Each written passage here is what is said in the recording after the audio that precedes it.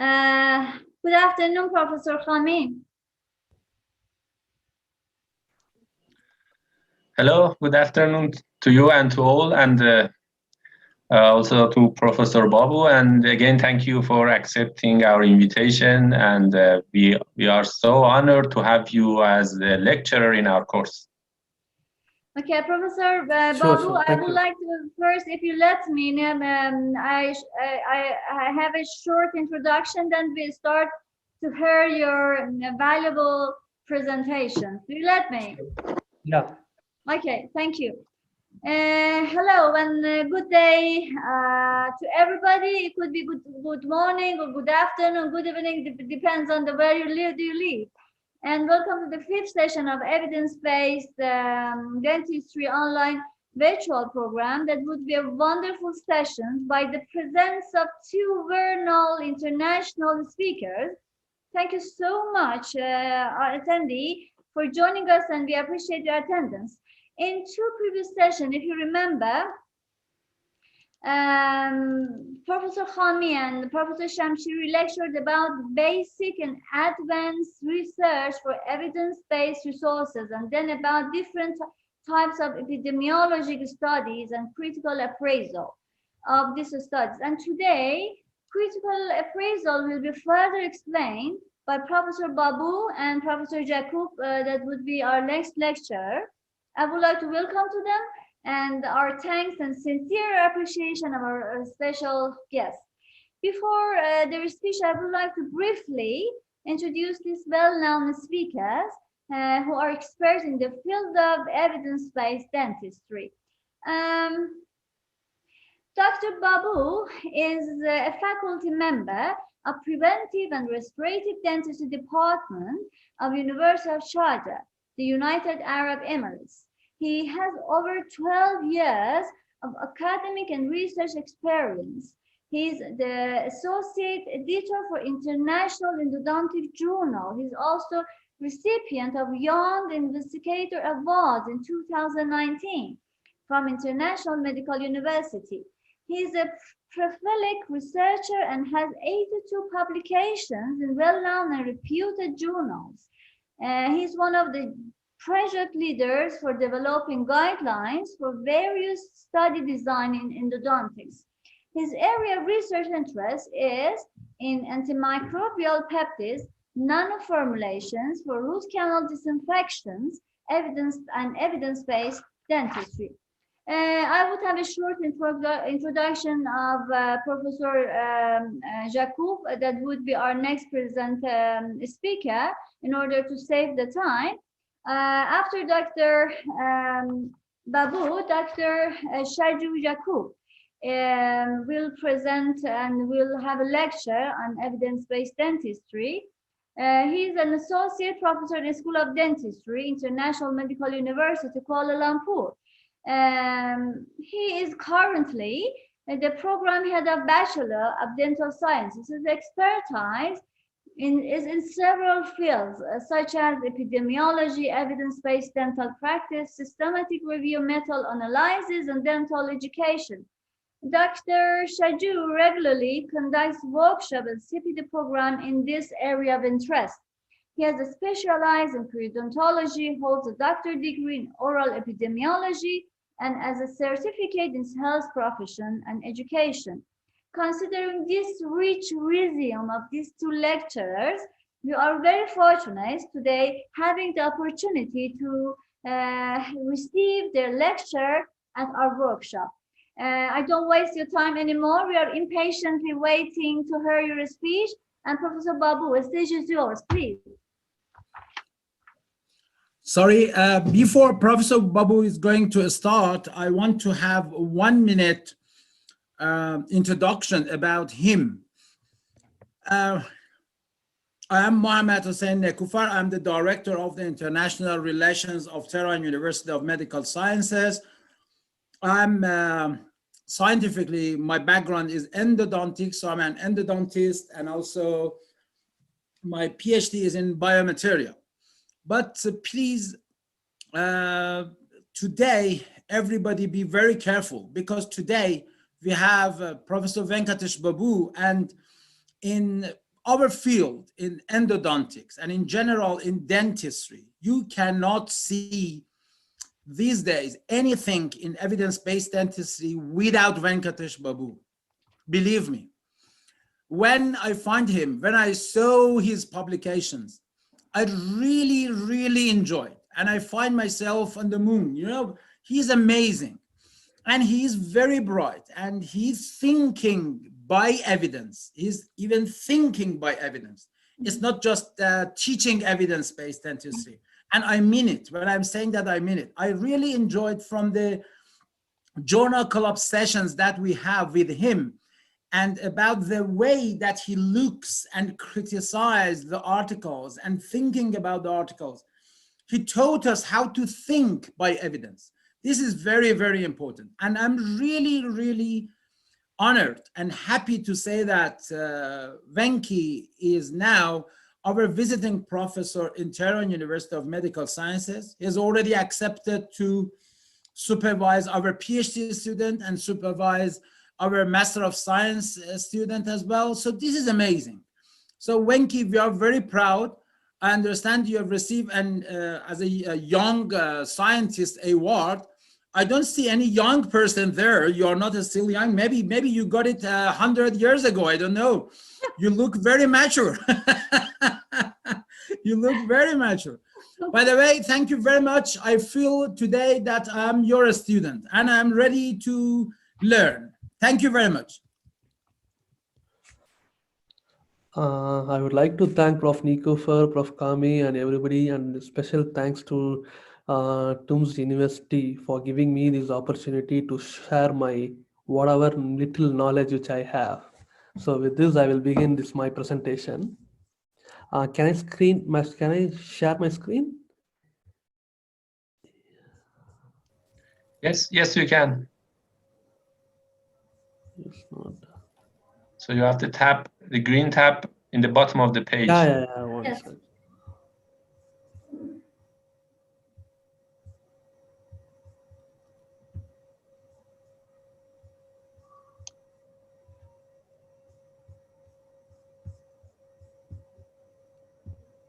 Can you see my slides? Yes. Yes, we can. Yeah. Okay. So today, my topic for my today's presentation will be on systematic review and meta-analysis. As you know, this topic is a very vast topic. So today we have 4 hours in our hands. So we have split it into 2 halves. The first 2 hours will be dealt by me, and another 2 hours will be dealt by my close friend of mine, is Dr. Saju from Malaysia. So this 4 is my objective today. So I will be explaining you what are all the types of review and what are all the statistical tool can be used. Next is what do you mean by protocol registration and what has to be done for that, and what is the process involved in conducting the systematic review and meta-analysis, and how do you appraise the systematic review. If you know this first, second, and third point, can you see my cursor on the screen? Yes, we can see. If you see this, if you understood this 2 and 3rd point very clearly, this 4th part will be very easy for you. So in my presentation, I will be going very slowly. I will be explaining it to you in detail, few particular aspect. Still, in case if you have any doubts, please stop me then and there. So the one more thing is, in between my presentations, I have small hands-on type of activity. So I'd be very happy if the participants have volunteered for that and give back your answers. Because as you know, nowadays, most of the time we are sitting in front of the computer. I don't know what's happening in other side. So that's why I made it like that, to make it a little more interactive. But you have to spend only 30 seconds or a minute's time, not more than that. So because I used to ask only simple questions, any day I'm a student friendly person. So that's why I made it very simple. So you can feel free to answer the question. If it's wrong, you nothing to worry, so that we can discuss, so that everybody can learn from your mistake and everybody's mistake. So please feel free to answer those questions. So coming to the systematic review, don't worry, I won't go too deep into the subject. I won't cut, copy, paste it from the textbook. It will be more relevant and easy for you guys to capture. So the definition for systematic review is, a systematic review is a review of clearly formulated question that uses in systematic and reproducible method to identify, select and critically appraise all the relevant research and to collect and analyze the data from the studies that were included in the review. If you see this particular definition, the first key word which you have to capture here is formulated question. So that's why most of the systematic review, they used to say the first important step is your research question. The next is, if you see, identify, select. So it means that is your process involved in your collecting your papers, which I will be detailing in next couple of my slide. Next is the critical appraisal. Critical appraisal means what are all the tools which you have to assess the quality of included studies. So that part will be dealt by Dr. Saju in the next after my presentation. So this is what the systematic review means. So systematic review and meta-analysis is a two different entities. So my systematic review means you should have a question, you should have a reproducible method to capture all the studies, plus you have to critically analyze that study. This is what a systematic review. The next most common doubt everybody used to ask me whenever I give my presentation is systematic review is possible in laboratory-based studies? Answer is yes. You can do a systematic review based on laboratory-based studies, but you have to understand very clearly that the laboratory-based studies evidence is little bit lesser compared to clinical evidence. I mean clinical trials. So you have to take the result of the laboratory studies with a pinch of salt. So next is your meta-analysis. Meta-analysis definition is the statistical procedure for combining the data from multiple studies. I hope this definition is very simple. Systematic review, I used to collect all the papers. That's all.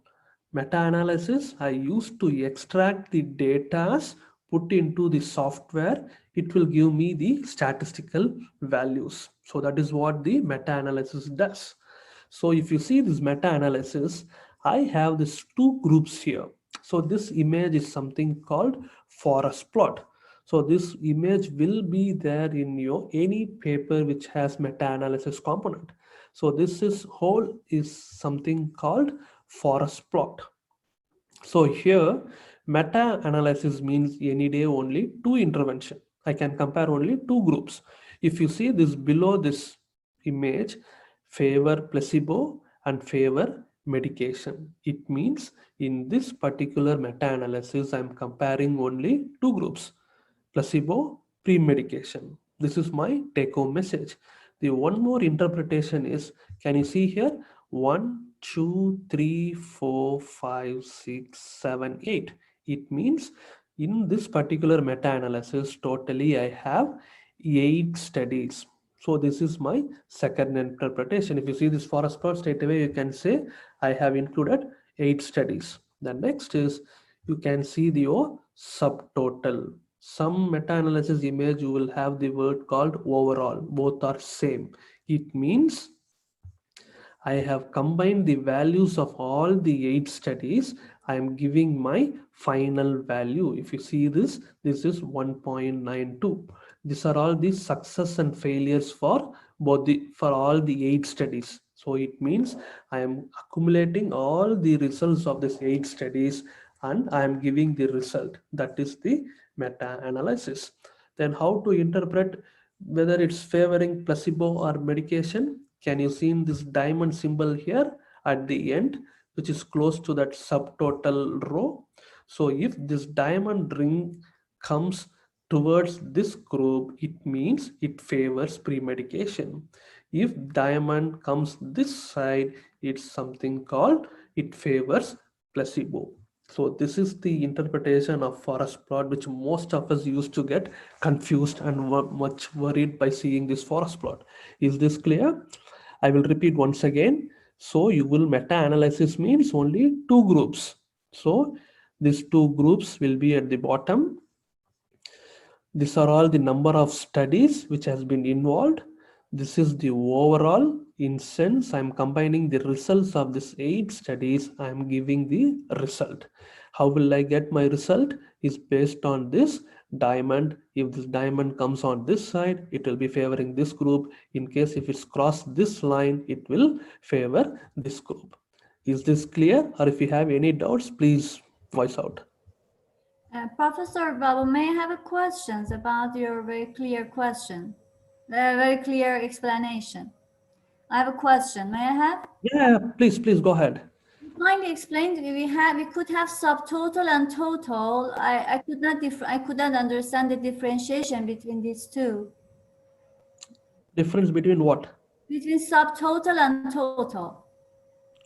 No, it's a statistical value. In few software, it will come as subtotal. It means totaling of all this value. In certain software, you will get a value saying that it's overall. It means you combine all the studies and this is your final value. That's all. So you no need to get confused more. How to do this meta-analysis, software, everything. My friend Dr. Saju will be explaining it to you in little bit more detail in statistical terms. Thank you. Appreciate.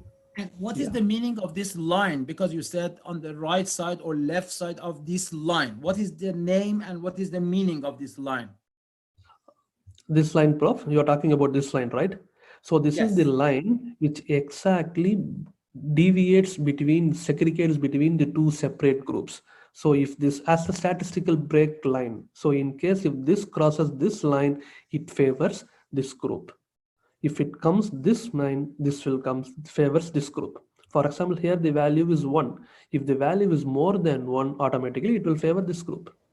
If it's less than 1, it will favor this group.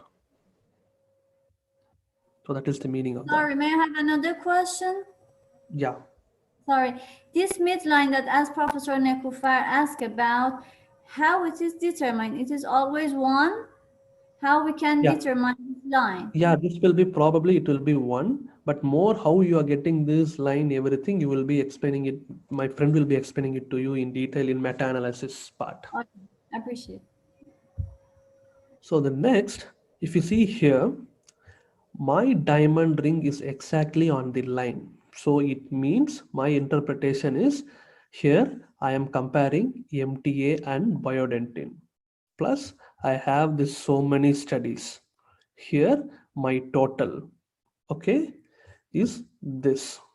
So is exactly at 1. So it means I will be, this diamond is on the exact on the 1. So I used to say there is no difference between two material, that is MTA and biodentin. So this is the take home message from this particular image. Okay. So now it's your time. So here, what are all the things can you guys can interpret? Can anybody can say here OR means it's an occlusal reduction. NOR means no occlusal reduction. So aim of my study is whether the occlusal reduction or no occlusal reduction helps in postoperative pain reduction in root canal treatment. So what is your interpretation now? So totally how many studies I have included in this meta-analysis? Just 3. Exactly. So I have included 3 studies. Now this diamond is favoring which group? With the with the reduction. Exactly. So this comes towards this side. So it means my meta-analysis is favoring occlusal reduction. So the take-home message is the occlusal reduction helps in reducing the post-operative pain followed by root canal treatment. So this is how you have to interpret your meta-analysis.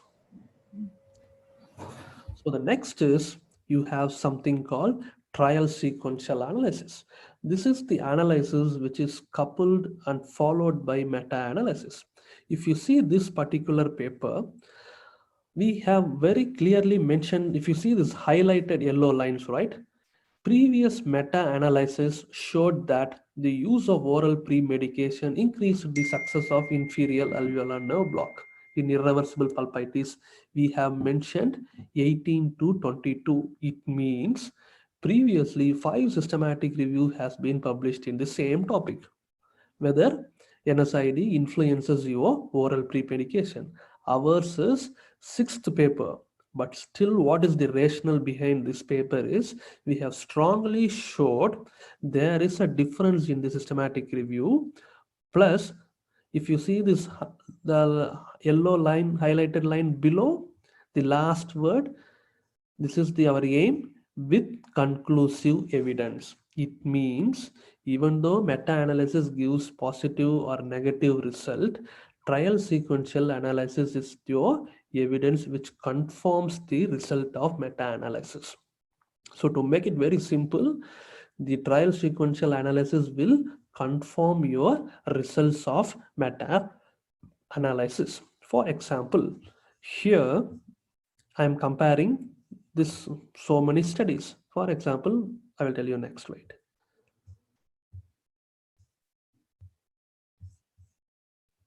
Okay.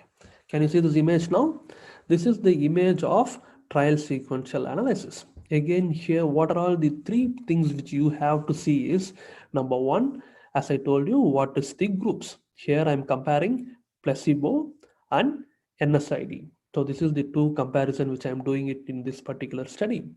Next is this alpha spending line. So here there is one value that is 131.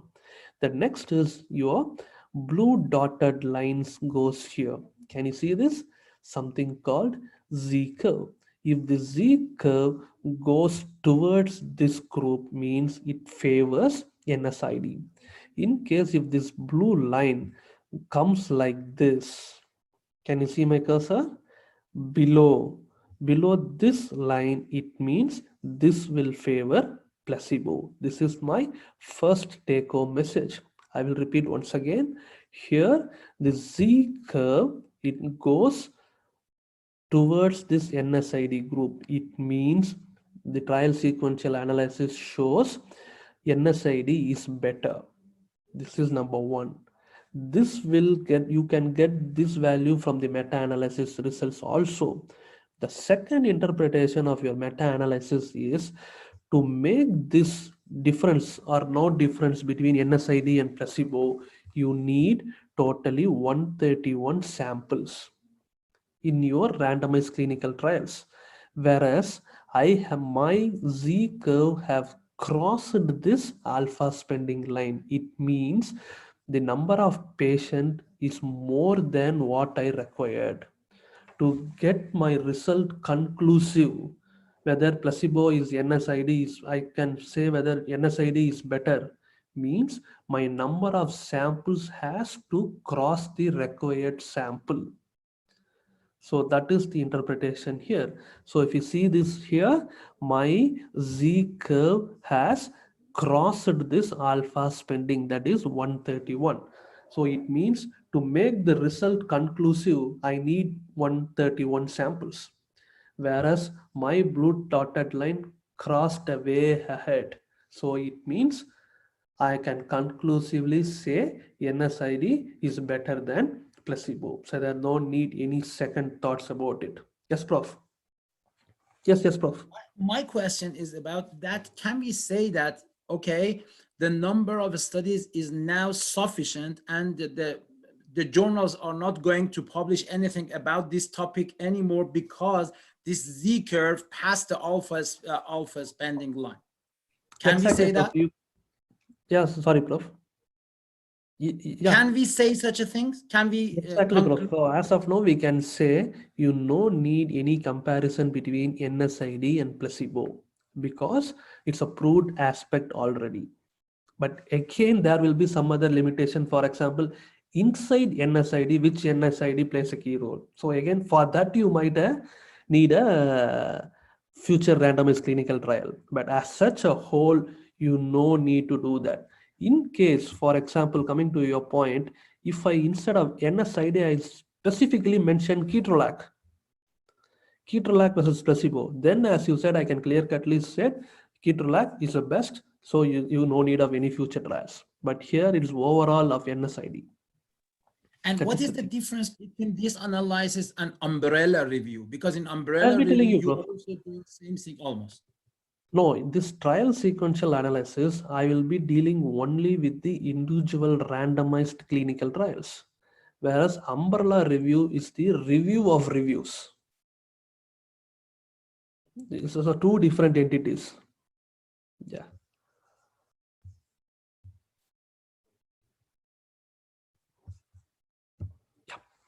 If you see this, the interpretation is I am going to see clinical success. Two material, one is EMTA and biodentin. If you see my Z curve is not crossing this line as well as this line, it means no statistical difference between my MTA and biodentin. This is my first take-home message. My second take-home message is my alpha spending line shows 1529 samples. Whereas so far in all this, can you see this dot, right? Black color dot is the number of studies. So this number of studies I accumulate, I get only 474 studies. So it means I need so many samples to make these results conclusive. So now my conclusion from this interpretation from this image is I can't conclusively say which is better, MTA or biodentin. Future studies has to be required to make it conclusive evidence. Excuse me, may I have a question again? Yeah, sure. How the alpha is determined? Because in different studies, different. Exactly. So this determined everything is by the software. We used to key in the values based on the success and failure rate, which we used to put in the meta-analysis. So automatically this line and this image, we will be getting it up. So it's not in my hands to reduce this 529 to 528 or 5230. It's everything is a system generated. So just I have to key in the success and failures of each individual studies. So automatically this image will be generated. So So, generally this sorry, part will be dealt by my according, statistical friend. Yeah, tell me. so according to the systematic review that we would have, Yeah, the software will determine the alpha line, not us, not you, not me. It's the software will determine the alpha line. Depends on the exactly, systematic exactly. review that we have. Exactly. The software determines if it's in my hand, obviously I will be biased. For example, I am very favorite to MTA, then I will be favoring my MTA, then why I have to favor biodentin? So Thank that's why it's a non-biased thing. So thank as an evidence-based person, I will be keying in the success rate and failure rate of previously published systematic reviews. Sorry, you. previously published randomized clinical trial values. So automatically software will be giving it to me. So I have to interpret this image. That's all. Thank you. Appreciate it. Is it okay? Okay. Okay. Now by seeing this image, can somebody can interpret what is the take-home message? What is the first take-home message here? Wenki, I suggest you choose the name between the participants and ask them to turn on their microphone and their video and answer. Okay. 1 second, bro.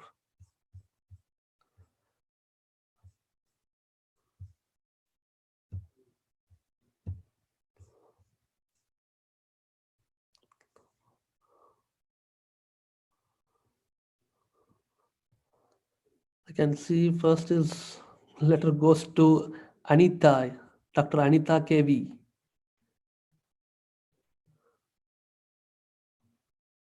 Can you hear me? Okay, the admin, please let Anita turn on their microphone and video and answer the question. Anita, are you there? Maybe you can choose the next one as well. Yeah, Dr. Tarek Abdo.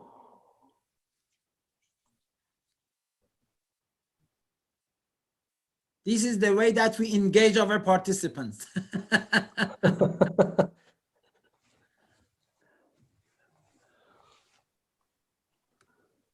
Hello. Hello, Tarek. Okay, Wenki, Tarek is ready. Yeah, I think we have to unmute him too, I think. Can you hear me, Dr. Tarek? Yes, hello. Yeah, please. Can you see this image?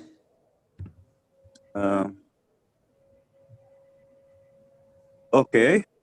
Yeah. Yeah, Wenki, if you go to the presentation mode, maybe we can see the image better. Tarek, the question is, what do you understand from this image? Based on the previous slide that Wenki showed us, what do you think about this image? How do you interpret this image? Am I right, Wenki? This is the question. Yeah, exactly. Okay.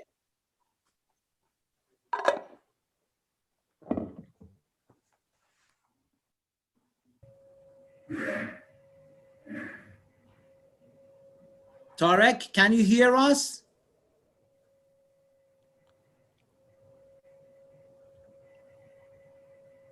Okay, can I help you? This is the alpha line with 687. When alpha is 687, and we can see the Z curve, the blue line showed 230. What does it mean to you? Do you think this study shows the conclusive data or not? I think Tarek cannot hear us, or maybe May I answer? May I We answer? have, sorry, we have a volunteer. I cannot hear. We Tarek have a volunteer. Yeah, So- maybe a volunteer is a good idea, but Tarek said that I cannot hear. He wrote. I've been unmuted. Can I answer it? Oh, yes, please. Yeah, please, yes, please. But I can't show myself.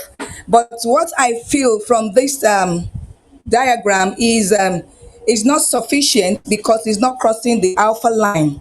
We have 687 and this is 230 participants. Then the S zone is moving towards the favored chromophomocresol. So it's a little bit tending towards phomocresol.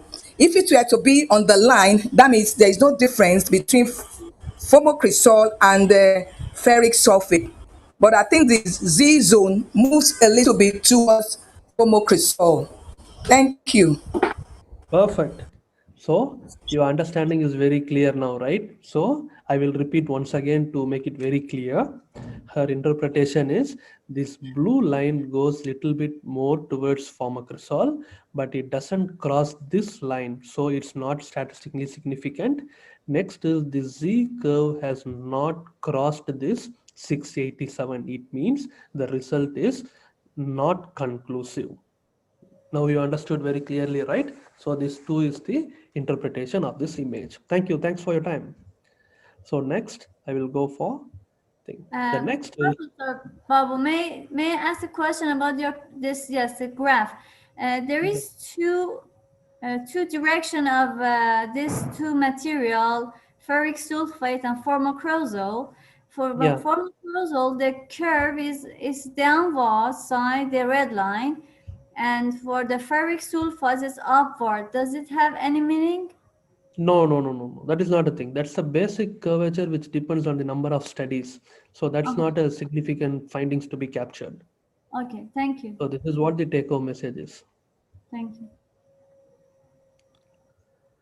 So now systematic Wenki, review. can you repeat the name of this study again? Trial sequential analysis. Trial sequential Analysis. So it means I am analyzing the trials. Okay.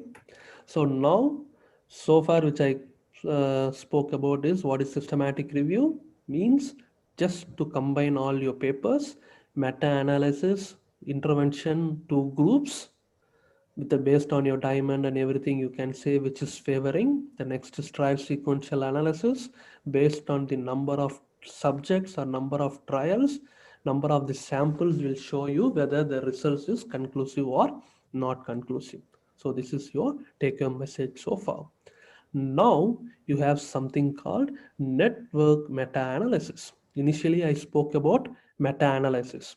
Now something called network meta-analysis. It means here, if you see this title, effect of oral pre-medication on anesthetic efficacy of inferior alveolar nerve block in patients with irreversible pulpitis.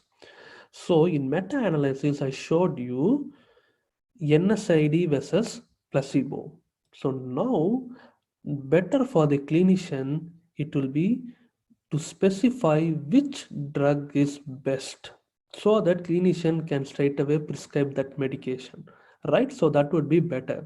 So for that point, this network meta-analysis comes into the picture.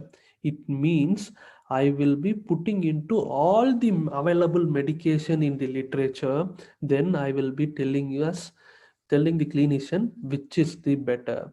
This network meta-analysis will rank the drugs. So according to this drug, rank 1 will be the best for my objective. So that's why the research question, if you see this yellow highlighted line, which is the most effective oral pre-medication drug. So it means what are all the available drug I will be putting inside, and I will be letting you know which is the better. This software will give us a rank. So according to this rank, I will be telling which drug is the best. So if you see this is the network plot. So I have many drugs in this. So to go little deeper, these are all the various medication which has been available in the literature for this particular study purpose, to know which is the best medication for increasing the anesthetic success. But if you see this, I can see few blue color dots and few black color lines. Is this dots and lines are same in size or different? How is it? Can anyone answer? Is the lines and dots are same in thickness or different? Different. Exactly. Definitely different. This is very Different. obvious here. Some the So that circle is, then some of the line are very thick, some of them exactly. are. So the lines are different in sense, dot size is different, means there should be some rationale behind that, right? So the rationale behind is, number one, first I will go to the dots. This dot is bigger, probably this dot is smaller. It means so far in the literature, this placebo intervention is the maximum number of studies used. If you see this next to this placebo, I feel this ibuprofen 600 is more. So it means so far in this endodontic literature for this particular purpose, ibuprofen 600 is the highest number of studies has been explored. Next to this ibuprofen 600, I can see ketorolac 10 mg. So that is the next common drug which used in the clinical trial. Then I see this Alpro 0.5 is the smallest size. I think it means very less number of studies has been used Alpro 0.5 mg. So this is my first take home message from this dot. The next is between my connecting dots, that line. If you see this line is very thicker. It means more number of studies has compared placebo and ibu 600 combination. It means many studies has compared ibuprofen 600 with placebo. So that is my take home message. Next to this line, I feel this line is very thicker. It means ketorolac 10 mg and placebo has been compared quite often in many studies. Is this clear? You have any Yeah, doubt? I have a question. Exactly. Yeah, tell Prof. What does the length of this line has any meaning? No, length doesn't have anything. It Just just depends on the thickness intervention of. group Mhm. and number of groups. To make the picture clear, we have extended that length, but thickness is different. Length Yeah. doesn't have any significance. Yeah, thank you. Sorry, my question is about the cohort studies, because for some variables, when I'm looking for the uh, causation relation of some exposure, we don't have any medication to make this network analysis. For example, if I'm doing a study on, for example, the effect of cigarette smoking on heart disease, and I have a lot of cohort studies that they work on other variables as well. For example, obesity, for example, I don't know, diabetes, everything. Can we make such a things with those cohort study, or it is just for clinical trials? This is for clinical trial, Prof. In your case, I will explain to you. For example, your doubt is, for example, you want to know association between the apical periodontitis and diabetic patient. Correct? For example, I'm telling. In diabetic patient, you will have lot of variables. For example, gender. For example, age. For example, the condition of the diabetic and all those things. For you, this thing, you have to do a meta-analysis. First, primary.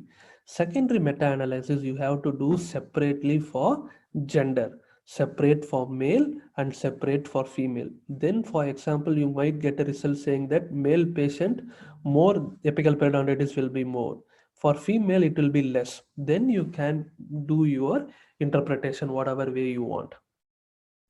You got the point. Same way you can come for next factor. For example, age, you are splitting into two, less than 50 and more than 50. So then you can, whatever the results comes, you can say the age less than 50 is more prone to apical periodontitis or not prone, whatever the results comes. So that will be doing for your question. This is for various materials which I have. I want to know which is better. For example, you will be having 5 injection technique. So you want to know which injection technique is better. For that, this purpose will be helping you out. If you have Thank only you. 2 intervention, straight away you can go for meta-analysis. You no need to go for this. So it should be intervention. It's not for the exposure. Thank you very much. Exactly. Excuse me, So, it seems that we have another question by Dr. Abba. yeah. So if my colleague please. Okay,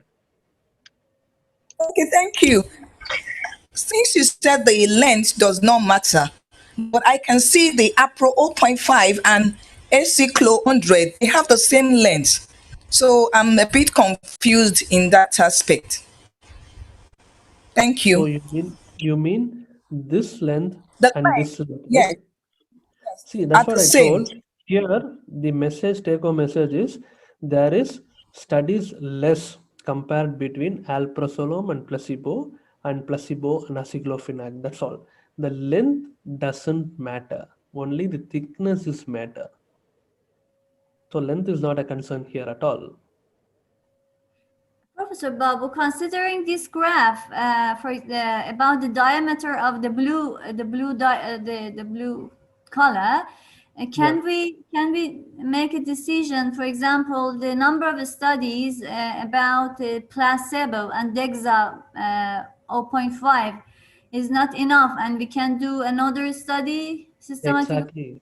Exactly. That you can do that. That is the advantage of doing this craft. As you said, this number of studies is very less between these two groups, so we can do future studies. That is what your interpretation is. That is correct. Thank you. Yeah. One more interpretation is all the dots are not connected. Can you see? For example, there is no line between IBU 300 and IBU 800. So It it means means that these different types of medications has not been assessed in a systematic review. exactly So in we can clinical do a trial. study about Exactly. So far, there is no clinical trial directly compared ibuprofen 300 and 800. yeah. Thank you. That is the interpretation by seeing this. Yeah. Same way here, not this study, one more network meta-analysis which we published in Journal of Endodontics saying that pre-op medication helps in post-operative pain reduction. Same way I have compared lot of medication. In that 2 or 3 medication, so far less has been explored. So henceforth, we took over that as a clinical trial. Again, that has been published recently in International Endodontic Journal.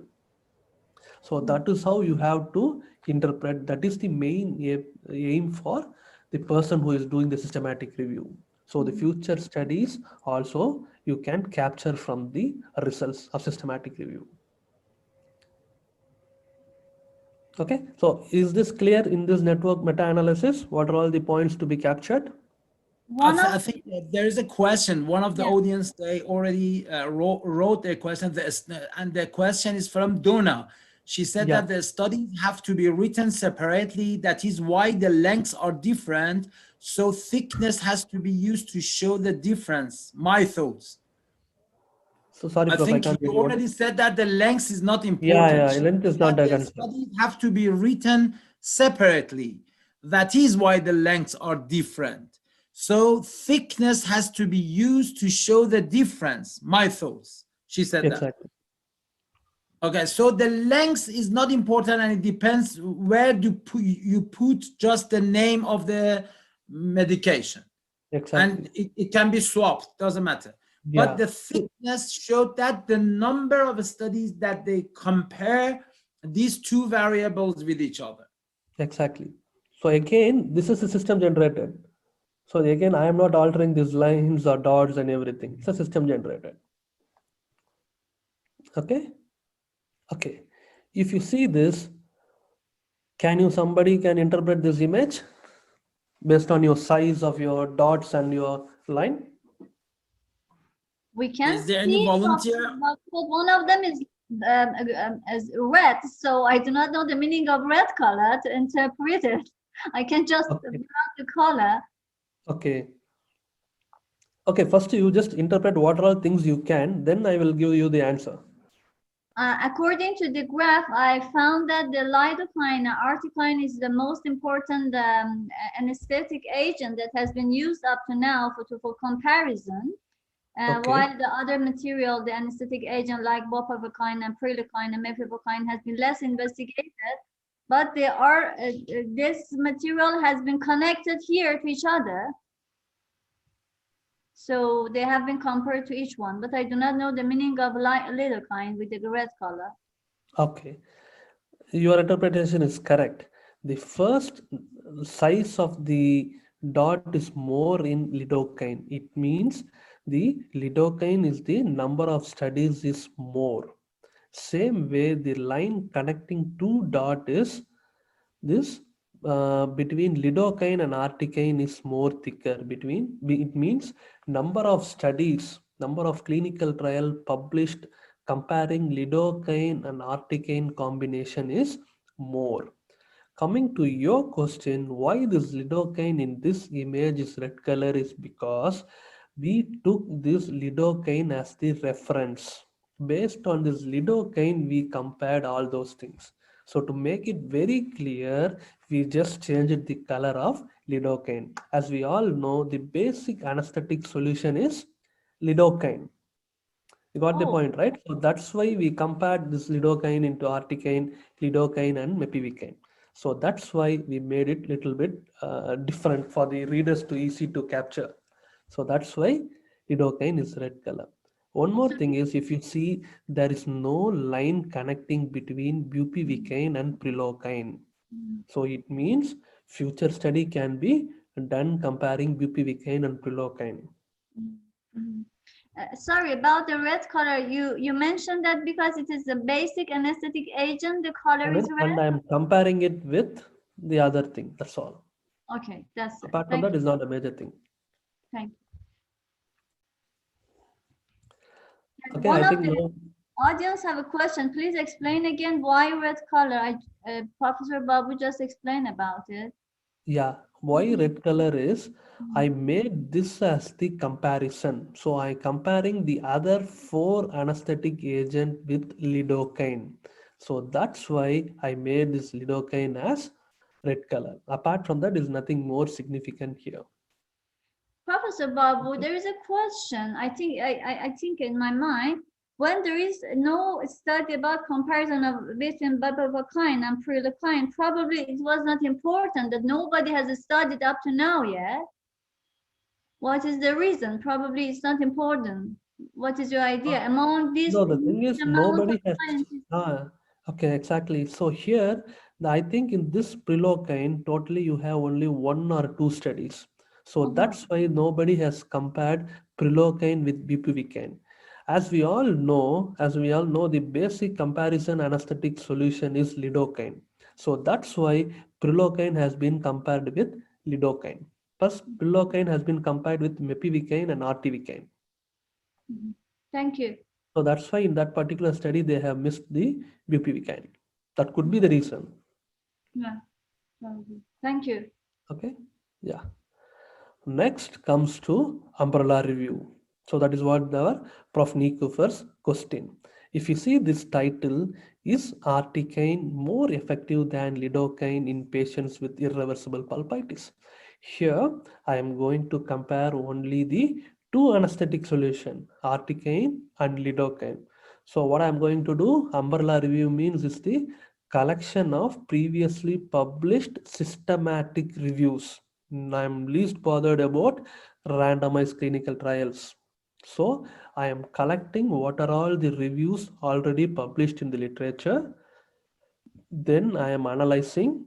Then I will be giving my result, which is better. So in so far, I think in this particular study, we have got almost 6 systematic reviews. I think the results is totally controversy. Few systematic reviews supports articaine and few systematic reviews says there is no difference. So that's why we underwent this umbrella review, and we concluded saying that articaine is the better.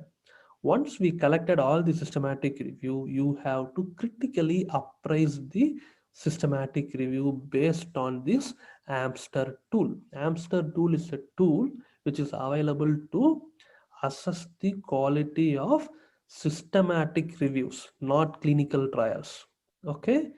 Again, I will repeat, Amster is a tool which used to critically appraise the systematic review based on this 11 points. So at the end of my presentation, I will be explaining it to you in detail about what about this 11 parameters in my last couple of my presentation. Okay, here I'm not explaining it to you in detail because at this particular section, my aim is to explain to you to understand what is umbrella review. That's all. This particular point I will be explaining it to the end of my slide because you should have some basic knowledge about this priori design and all those things. Once I explain to you, finally you can capture what is this Amster tool is. So as of now, you guys are very clear what is systematic review, umbrella review, meta-analysis and everything. I have a question about the explanation you had. May I? Yeah, sure. According to the explanation, according to this graph, umbrella review is the quality assessment of the quality of the systematic review. Yeah. So no. Umbrella review means it's the collection of systematic review. Once you collected, that also it involve in the process of umbrella review. Okay. Followed by you have to critically analyze your systematic review. Yeah. Okay, for example, in your regular systematic review, as I told you in the definition, first is research question, next is collection of individual papers, third part is critically analyze your individual studies. Whereas for umbrella review, first is again you need a question, again you have to collect your published systematic reviews. Third will be your analysis part, that is more appraising your published systematic reviews. Yeah. Thank you. Is this clear? Thank you. Yes. Okay. So now I will be telling you what is the process involved in conducting systematic review and meta-analysis. I won't go too deeper. Dr. Saju will be explaining it to you because it's morely related to statistical part. I will be telling you how to conduct as well as how to report, in sense how to present in the manuscript. I personally feel you need this both the items to be very clear. You should know how to conduct as well as you should know how to present in your manuscript. So totally your systematic review and meta-analysis, you have three phases. Phase one deals with protocol registration, your research question, your study selection process. Fourth is your data extraction. Protocol registration means before starting your systematic review, you should have a good plan, like how we used to submit our research to our research ethics committee. Like that, you should know what are you planning to do. Then you have to register your protocol. So as we all know, what is the reason behind our registering our thing in our ethical committee? Because they will see the process of your conduct of your study. They won't go too deep into your content of your study. Just they used to see how is the process involved. Next is they will to make sure that you won't have any bias in your future. Okay, this is for protocol registration. I will be explaining it to you in detail in next couple of my slides. Next is a research question. Next is study selection process. What is the method involved in collecting the individual studies? Fourth is what are all the parameters to be extracted from the individual studies. Phase 2 and phase 3. Phase 2 is the quality of included studies, that is risk of bias assessment. This will be dealing with by Dr. Saju. Phase 3 is meta analysis. Okay, so as I told you, I will be dealing with this phase 1, protocol registration, research question, study selection process, and data extraction. So now coming to your priori design protocol registration. So this is one of the popular database, something called Prospero. But again, this is not mandated to register only in this database. You have lots of databases in today to register your systematic review. But this is the little bit popular database. First, you have to go into this particular website. This page looks exactly like this. Okay, here you have to create your account. This is a very simple process. Once you create your account, you will be into this page. Before registering or before starting on any particular title or topic, you should know similar topic has been registered in this database. How to find? Can you see here my cursor? Search Prospero. You will have a box here. In this box, please type your keywords. Then you click this particular go. So it will automatically show you whether there is any previous systematic review has been registered in this database related to your topic of interest. See, here for example, I have typed my field of interest is pulpotomy. I just typed pulpotomy and click go. Okay, so automatically I am getting so many reviews. For example, here 28 records has been formed. It means already somebody is doing on the pulpotomy systematic review. So then you can individually see what are all the topic, whether it could be of your field of interest. In case exactly somebody has registered on your topic, still you can register, but you have to clearly state in what way your review is different from the already registered review. You will have an option. Once you enter, they will be asking, is there any systematic review has been registered in this particular database? If you give no, straight away you can go ahead with your next couple of sessions. In case if you click yes, again the next drop box will come saying that in what way your review is different. That's an obvious question, right? So why the same systematic review has to be registered in same database? So you have to clearly mention why is it different. So you have to give your reasons for that. That's all. Professor You Bob, understood now? Yeah, tell me. sorry, disrupt you. So if I want to do a study, I should read one by one to know what the method material, the abstract, to know whether the study design is similar to me, is different from to me. Exactly. Okay. Exactly. You Thank have you. to see that. Okay. Thank you. So one more thing here, which I would like to remind you is, again, Prospero is not a content expert. They used to scrutiny you only by the process involved in your systematic review or meta-analysis. They won't check and go too detail into the content.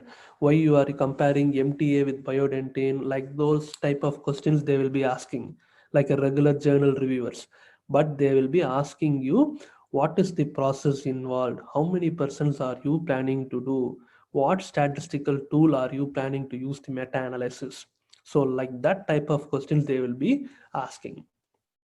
Okay, so generally nowadays I think this database is a little bit later. It's taking some time for giving the final clearance because of large number of publication, not number of registration happening in this particular website. So once you enter into this Prospero database, can you see this 11 points? You have to key in this 11 points in your Prospero database. Number one is review question, search, type of study to be included, participants or population detail, intervention or exposure, comparator or control, primary outcome, secondary outcome, data extraction, risk of bias assessment, and strategy for data synthesis. So you have to prepare this 11 points beforehand, so that once if you decided to register, you can straight away copy and paste from your Word document. Okay. So don't worry, I will be explaining it to you in detail what are all these parameters about. These first 9 parameters I will be dealing it up. This 10th, 11th will be dealt by my friend. So first is research question. Yeah, yes, Prof. Winky, if some person register their systematic review in other registering database, do we need to search all of them, or Prospero is the only one? No, Prof. Whatever database which you are planning to register, in that only you have to see. For example, you are planning to register only in Prospero. You just check only in Prospero. That's all. No need to check in other thing. But to be in safer side, it's better to see that also. For example, one person would have been registered in OSF platform. Same topic, in case you are also doing it up. One person can be registered in 2 years back. We are not sure about the status of that particular publication. So all the work which you would have been done, but at the end, somebody will be publishing in the same topic. So there will be problem in your topic to be getting published. So that's why, to be safer side, it's better to check in the other databases as well. Can you name some of those databases? Are you going to name other databases other than Prospero, please? Prospero is the popular thing, Prof. Next to Prospero is OSF. These two only I have just generally used to register. I used to prefer most in Prospero. But wherever the website database you are registering, this is the key points you have to capture, because this is the base behind your systematic review. So this has to be registered. Same way, these parameters is important for your systematic review as well. So writing your manuscript also. Okay. And for the registration, there is a question that one of the participants asked about other types of studies that we need to register in addition to systematic review. Can you name other studies that must be registered as well?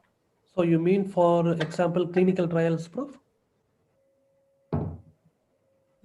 No, you mean clinical Yes, trials? what type Yeah, of studies should be registered? The question is that. for clinical trial, you have a lot of registries. I think individual countries also have that. I think, for example, India has something separate.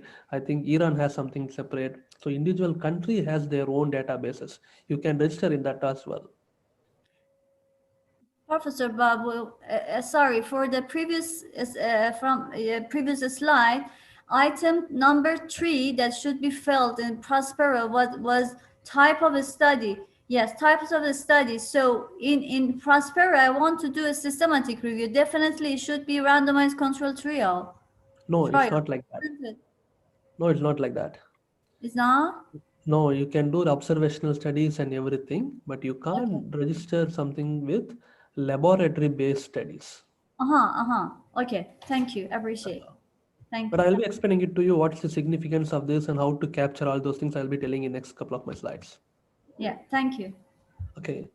Now, what do you mean by research question? Research question, as you know, first thing you should have some basic knowledge behind any topic. You should have what is the problem in existing literature. Once that is done, you can come to your research question.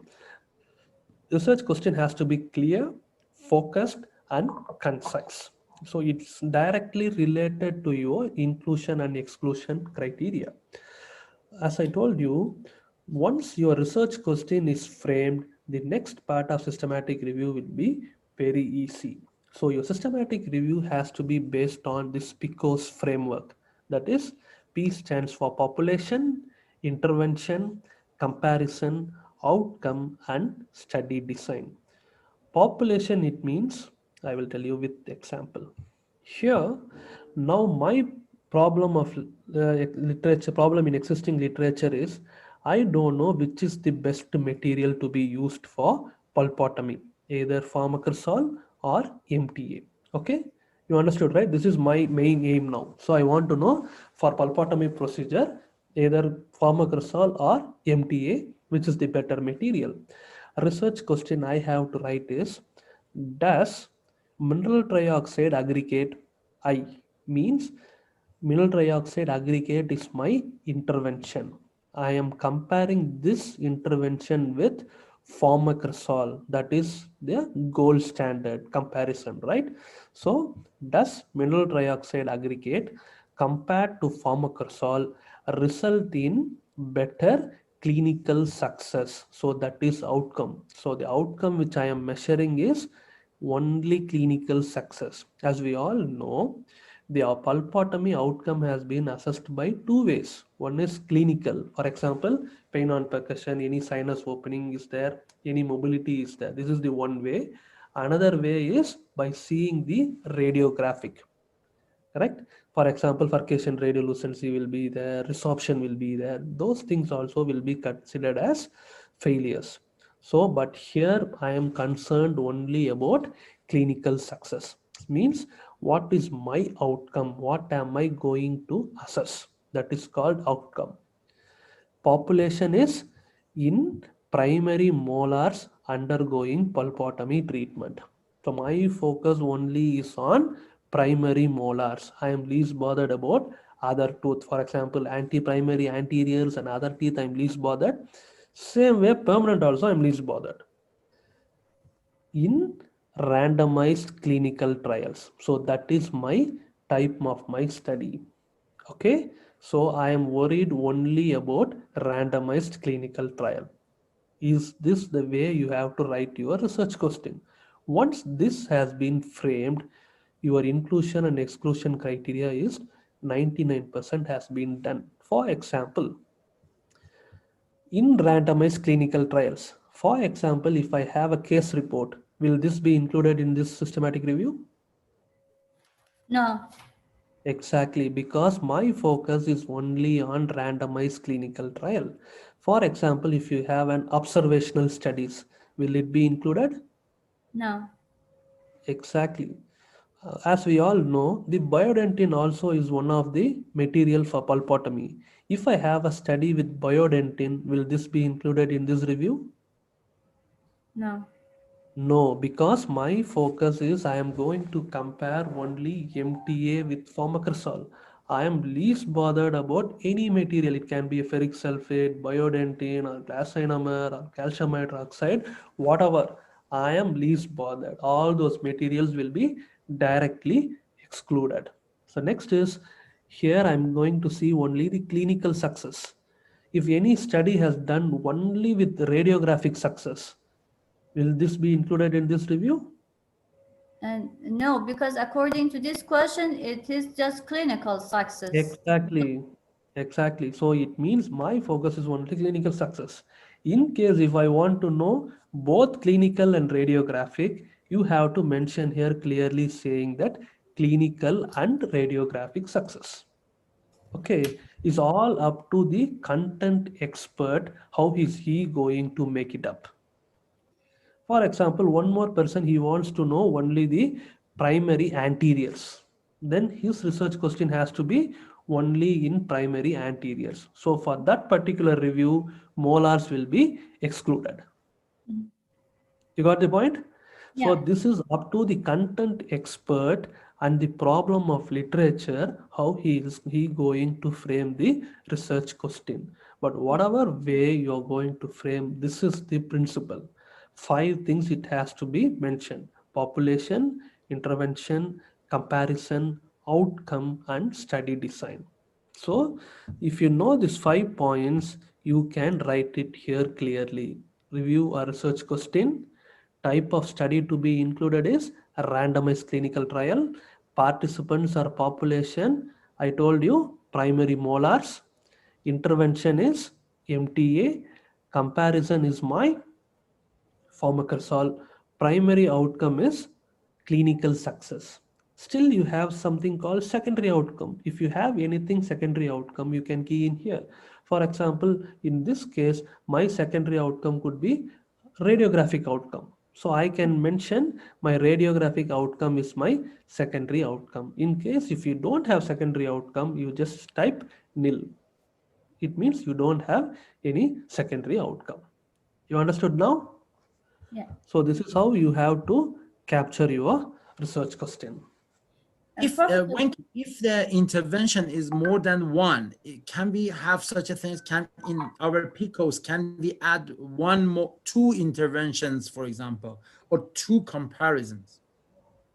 You should have 2 separate research question, prof. For example, you know the biodentin also is popular today. So your first research question is comparing MTA versus formoterol. Second research question is comparing biodentin formoterol. If you want, the third research question is comparing MTA versus biodentin. So like that So you we have cannot to put them in one PICOs, because what about when we want to compare them all together, like That's a good network? question, sir. Then you have to think about any one particular name which fits both. For example, we did one, but unfortunately, it's in between thing is bioactive endodontic materials. If you made it like that, MT also will come, biodentin also will come, calcium enriched material also will come. So that's up to you have to select that material. So that's all those things depends on the content expert. So he has to design that. For example, comparing the irrigants versus saline. Irrigant can be anything, hypochlorite, chlorhexidine, EDTA, and everything. But if your focus is only comparing hypochlorite and saline, calcium chlorhexidine will not fit. If you kept your aim as the irrigants, any irrigant, then any irrigant will fit. MTAT, anything. So that depends on you how you kept your research question. Professor Babu, sorry, I could not understand your answer to the question of Professor Nekufar, that why you cannot compare all, write this question, all this material, for example, tier material in one question. Do you remember you showed us a graph with the blue and with blue color, that just two blue color was connected together, not three of them or 4 of them? No, that is something called network meta-analysis. Now we are still talking about meta-analysis. Network Uh-huh. meta-analysis, yes, you can cover anything. For example, MTA, mineral trioxide, everything will come. Meta-analysis means, as I told you, you can compare only 2 Just groups, 2. Okay. only Okay. 2 interventions. Okay. Thank you. Okay. Now, can I have gave one research question? Can this research question, can anybody tell what is intervention or what is outcome in that? Or what is population? Ultrasonic activated irrigations is the intervention. Exactly. as the antimicrobial activity is the group they wanted to compare to. No, sorry. Better antimicrobial activity is the outcome, Exactly. and the control group they want to compare to is needle irrigation, and the Exactly. population of the study is extracted 2 samples infected with this bacteria. Yeah. The type of the study is in vitro study. The study Exactly. design. Now you understood, right? So, for example, for this research question, for example, studies used Candida albicans as the microorganism. Will this study will fit into this study, into this review? In this, sorry, would you ask your question again? See here, my research question focused only on Enterococcus fecalis. If Yes. any one study has Candida albicans, will that fit into this? No, we can. Exactly. Now you understood, right? So that is the importance of having clear and focused research question. Same way, study design, I am taking only in vitro studies. If I have any clinical studies, that will be excluded. Yeah. Okay. This is how you have to write your research question. Yeah. If you see this next, this is my problem of my statement. For example, while performing root canal treatment, the failure of inferior alveolar nerve block is 43 to 83% for irreversible pulpitis case. So I want to know NSID or placebo, which is the best. Can anyone frame the research question for this? Difficult. Can anyone? So now my comparing is with NSID with placebo. Okay. My problem of statement is I have failure in my anesthetic technique, especially in irreversible pulpitis case. So how will be my research question will be? Do you want the question? Hmm. I want you guys to frame a research question by using PICOS framework. Whether the NSAID pre-medications could result in better pain reduction in inferior alveolar nerve block compared to placebo. Can you repeat once again? Please, doctor, sorry. I don't know. I'm afraid that I tell something wrong. Nothing to worry. So we know you don't need to be a content For the expert for this. Just population. try to just apply the principles of PICOS. That's all. So Nothing else you know. the group that that's interventions is NSAID. I say Exactly. it like this. I'm afraid that sell the question the wrong way. I can Okay. say the intervention would be NSAID, Okay. and the control would be placebo. Exactly. Sorry, the control group would be placebo, Exactly. and the population would be patient with irreversible pulpitis, Good. and the outcome would be failure rate during the inferior alveolar nerve block. Exactly. Now you understood, right? What are all things to be captured here? Yeah. So, based on all your things, I will be framing it like this. In adult patient with irreversible pulpitis, do NSID oral pre-medication is my intervention compared with placebo increase the anesthetic success, or else you can say which reduces the anesthetic failure, like however you want to interpret, you can put your English words. Yeah. In randomized clinical trial is my research question, that is my study design. Now you understood, right? Yeah. So now Thank you. it's very clear. I am Yeah. focusing only on adult patients. I am least bothered about pediatric patients. But in previous Like that. slide, the population study adult patient has not been written, so I could not say that. Yeah, exactly. So that's the about your content of all those things. So Yeah. for example, still I want to more focused. I will put only molars with irreversible pulpitis case. So it means I will exclude anteriors and premolars. So that all about how the content expert wants you to put it up on that. Okay. Excuse me, here the tooth type should be clarified, because in alveolar nerve, like the premolar, also will be affected. The type of the tooth should be defined in this question or not?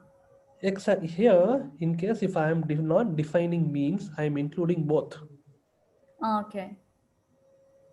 That's the thing. In case if I want to more focused, I can use only molar. So I'll be excluding premolar. So Okay. that's what is up to the content expert based on the problem of literature. You can select it up. Okay. Okay. One of the participants has questioned Professor Babu. Yeah, sure.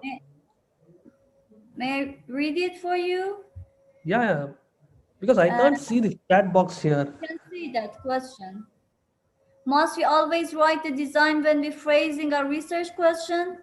Exactly. Initially, we had the concept of PICO. So in that you no need yes. Now recent Prisma says you have to include yes in that PICO. So that's why it's PICOs. Okay. Thank you. So the next is after writing your research question, you will automatically frame your inclusion and exclusion criteria. Okay. So now I'm going into the methodology process, how you have to write your methodology part. Then how you write your conduct your systematic review. Okay. This is the main parts. Search strategy. Regarding databases, how many databases you want to have, minimum you have to screen in your two databases. Date and language you have to mention it in your manuscript, from which date you're starting and which date you are ending, and what type of language are you planning to include, either it's only English or any language. Again, it's up to you. Then you have to search in any clinical trial registry. Okay. Then you have to search in your reference list of published reviews, textbook, and included articles.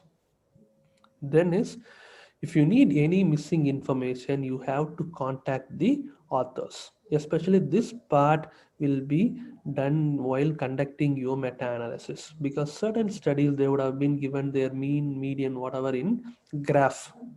So for us to do the meta-analysis, you need data, numbers. So for that, we will be contacting the authors. Professor Babu, I have a question again. You mentioned that there should be at least the minimum 2 database for searching the literature, and the clinical trial registries is another site that we should search about the topics we want to have a systematic review on. So it would be three Yeah, this area is we should. mandatory and this is mandatory. So clinical trial registries, you would be searching separately. This is different and this is different. Okay. Thank you. So first I will be going detail in about the search strategy. Search strategy means it's an organized structure of key terms. So how to do that is you have a, I will be explaining it to you one small example. So here I have octinidyl and calcium hydroxide. Okay, I am want to know comparing these two antimicrobial efficacy against E. faecalis for root canal treatment, which is the best.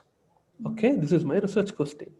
So interventions means what are all the drugs. Here I am computing octinidyl and calcium hydroxide in one row.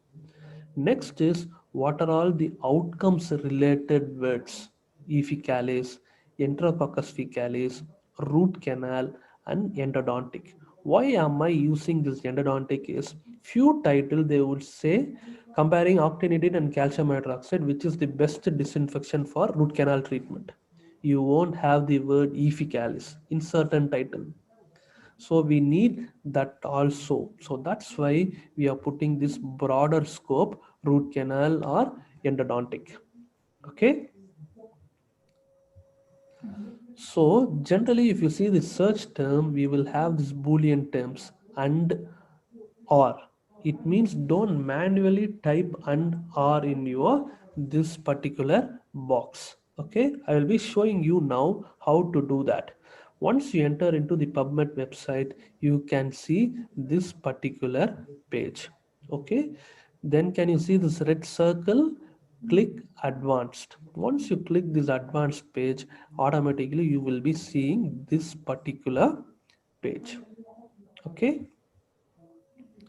in that page, I am typing here octinidine. Here I am typing calcium hydroxide. In your left corner, can you see this arrow? If you click this arrow, you will get OR and Boolean terms. So here I am selecting OR. So automatically it will come like this here, octinidine or calcium hydroxide. Then can you see this search button? If I click this search button, automatically I will be getting this particular page. It means octinidine or calcium hydroxide number of paper is 7,000 plus.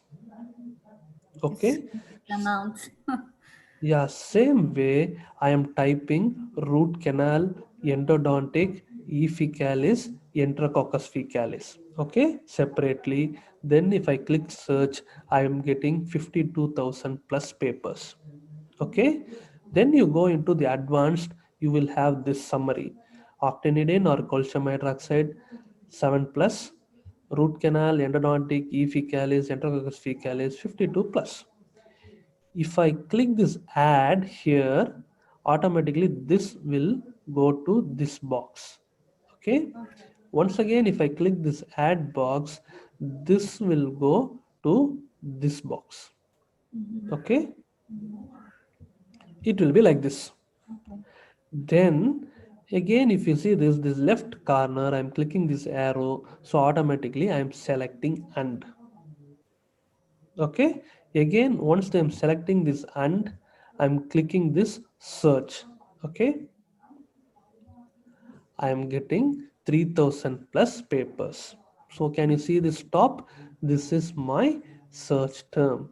So automatically it will come here. You just copy this exactly and paste in your Word document. So this is how you have to create your search strategy. How do you pick the words? Based on previous literatures and everything, you have to combine all these words in one document. Then you have to key in the PubMed, then use your Boolean terms and or, so automatically this will be coming it up. Professor Babu, do we have to read all these 3,152 articles Exactly. one by one? Exactly. Wow. So systematic review needs No, several you, number of is, persons you no involved need to in. go for no, you no need to go for full text retrieval. First you read the title. In title itself, most of the papers will be getting excluded. Almost around 90 to 95% you can exclude by reading your title and abstract. You no need to go into the full text first. I know, even that because you, according to this keyword and you combine them, all these keywords has been combined. So definitely the title of this 3,152 article has these keywords or these words in their title. So I should read the abstract of them at least. Yeah, you have to read the title and abstract. Yeah. Okay. So once this is done, then you have for this question, particular question, can you tell us what are all the keywords that you can jumble it up? Just pick up the keywords, the previous question which I showed you, right? So now you can't create too much, just tell me the keywords alone. One of them is NSAID. Exactly. One of them is anesthetic success. Exactly. Inferior alveolar nerve block is another keyword. So that's all. So based on this thing, see, as I told you, my aim is pre-medication, pre-operative medication, NSID. NSID, some article it will be expanded in full form. So that's why, to be safer side, I kept that as well. And inferior nerve block, irreversible pulpitis. Yeah. Sometimes you can put IANB also, because some title it will be IANB. So like this, you have to frame your research question. Is this okay? Professor Babu, for the non-steroidal anti-inflammatory agents, you have used another term such as preoperative medications. So during in the research, we should use the term that can be replaced. Yeah, no, For the yeah, exactly. You have to clinical see research, here. not My exactly the aim same is word. exactly my aim is pre-medication. So that's why Yeah, I put pre-medication there. In case if I don't want pre-medication, I can remove it off. yeah. That Thank you. depends on your research question and your aim of your study. Yeah. So now, how do you present those in the manuscript? You can copy paste exactly like this way. Can you see? From here to here is my research question. Sorry, research strategy. You just copy paste. You can send it for publication, or else this is one of the way.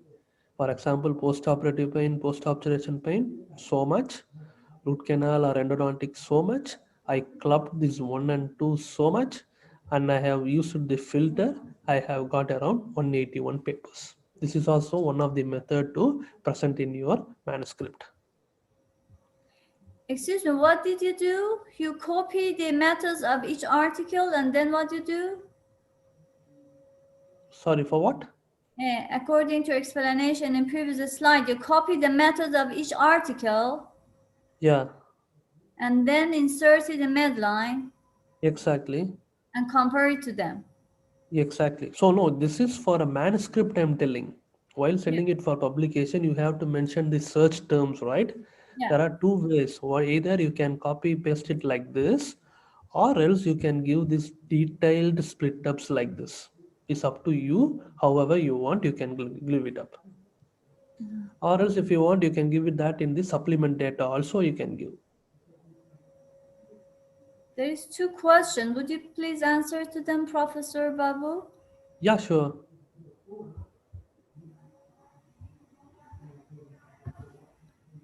Do you want me to read for you? Yeah, because I can't see the Okay. chat items here. Okay, I'm sorry. One of the participants asked that, can you tell how it is done as in Scopus? Scopus, I'm not sure about the Scopus database, but it's a little bit easy in doing in PubMed. You can transfer the same thing in PubMed and other databases as well. Even in EBSCOhost and everything, you can use the same thing. Yeah. And another Uh, question is that did you check these words in Meshpart or PubMed? no, that words, it depends on the content expert to extract. So for here, for example, I just put. So based on the individual studies, the content expert has to check it in the mesh terms, and what are all words it captured, he has to include that in that particular boxes. Here, for Thank you. example, I'm just telling it up.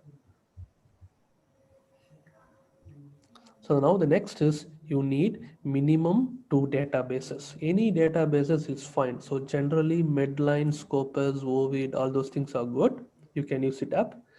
Next is your date and language. As I told you, you have to clearly mention your date and your language and your clinical trial registries. See, here I have clearly mentioned I have used only 2 databases. What is the database I have given here? And what are all the clinical trial registries I have searched from inception up to October, whatever date. Inception means from the day beginning to what till what date you have searched. So this is how you can give. Here search strategy I have mentioned in the supplement. Again, that is up to you to mention whether it's to copy paste it here or in the table or supplementary is up to you. Same way here I have mentioned no language restriction were used. It means any language I will be including. In case if I have mentioned only English papers will be accepted, the other language papers will be deleted. Again, it's up to that individual person to take a call on that. For example, if you have a lot of good translators, then you can go for any no language restriction. If you don't want to do all those things, you restrict only to English papers. It's up to you. But English language is mandatory. Okay, don't skip English language. Next is once you have searched, this is how you have to represent in your manuscript. Can you see? For example, PubMed, we got 48 papers, EBSCOhost 28. This is how you have to mention it up in your manuscript. What are all the database has been searched and what are all the equal number of papers which you got it. Then, so as of now, any doubts in methodology, in search strategy and your database and everything, how to report all those things?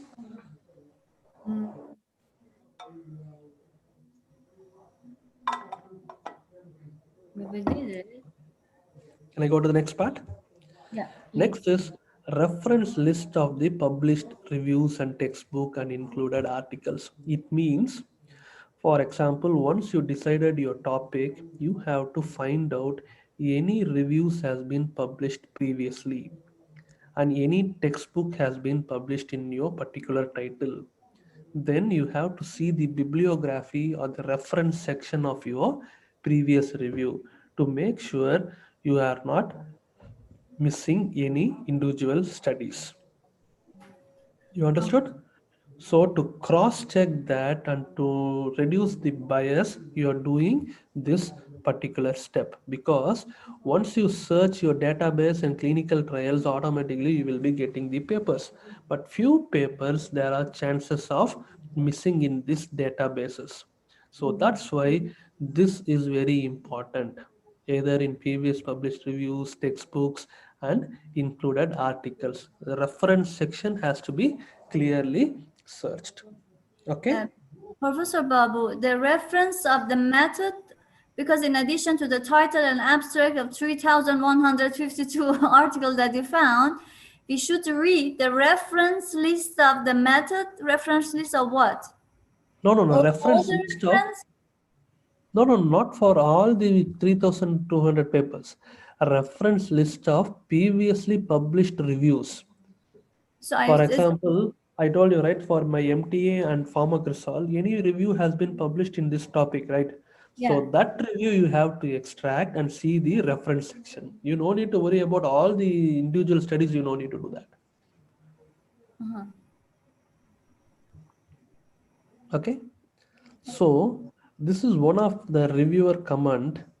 If you see this comment, reference 36 and 39 are not listed among three databases. So in this particular study, we have included three databases, but reviewer clearly said 36 and 39 reference is not listed in three databases. So what does it mean? So reviewer has checked in detail in all the three databases, and that's why he is asking me from where you got these two references. So how we answered that is the reference list of previously published systematic reviews has mentioned those two studies. So it means even though you use three database, there are chances of paper to get missed. So that is the advantage of using your checking your reference list of previously published reviews. Okay, same way you have to be very clear in noting down each and everything in your systematic review process. For example, one day you would be sending a mail to the that particular included studies, but after that you will be writing your manuscript. After 3 months time or 6 months time, you will be sending it to the publication.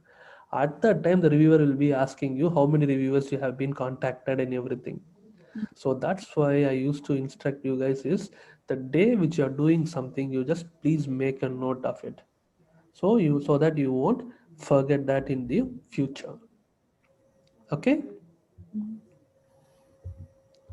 So the next is process is first title and abstract screening. So you have to read only the title and abstract. Then if you have any doubts or you are confirmed, then you have to go for full text assessment. You means you have to download your full papers and you have to read that by two independent reviewers. So it means two-person has to individually screen both the to both the person has individually read title, abstract, and full text assessment. In case if they have any discrepancy, they have to sort it out. Means reviewers has to resolve the disagreement by team discussion or by the help of third reviewer. You understood, right? This, right? So it means two-person has to screen title, abstract, and full text.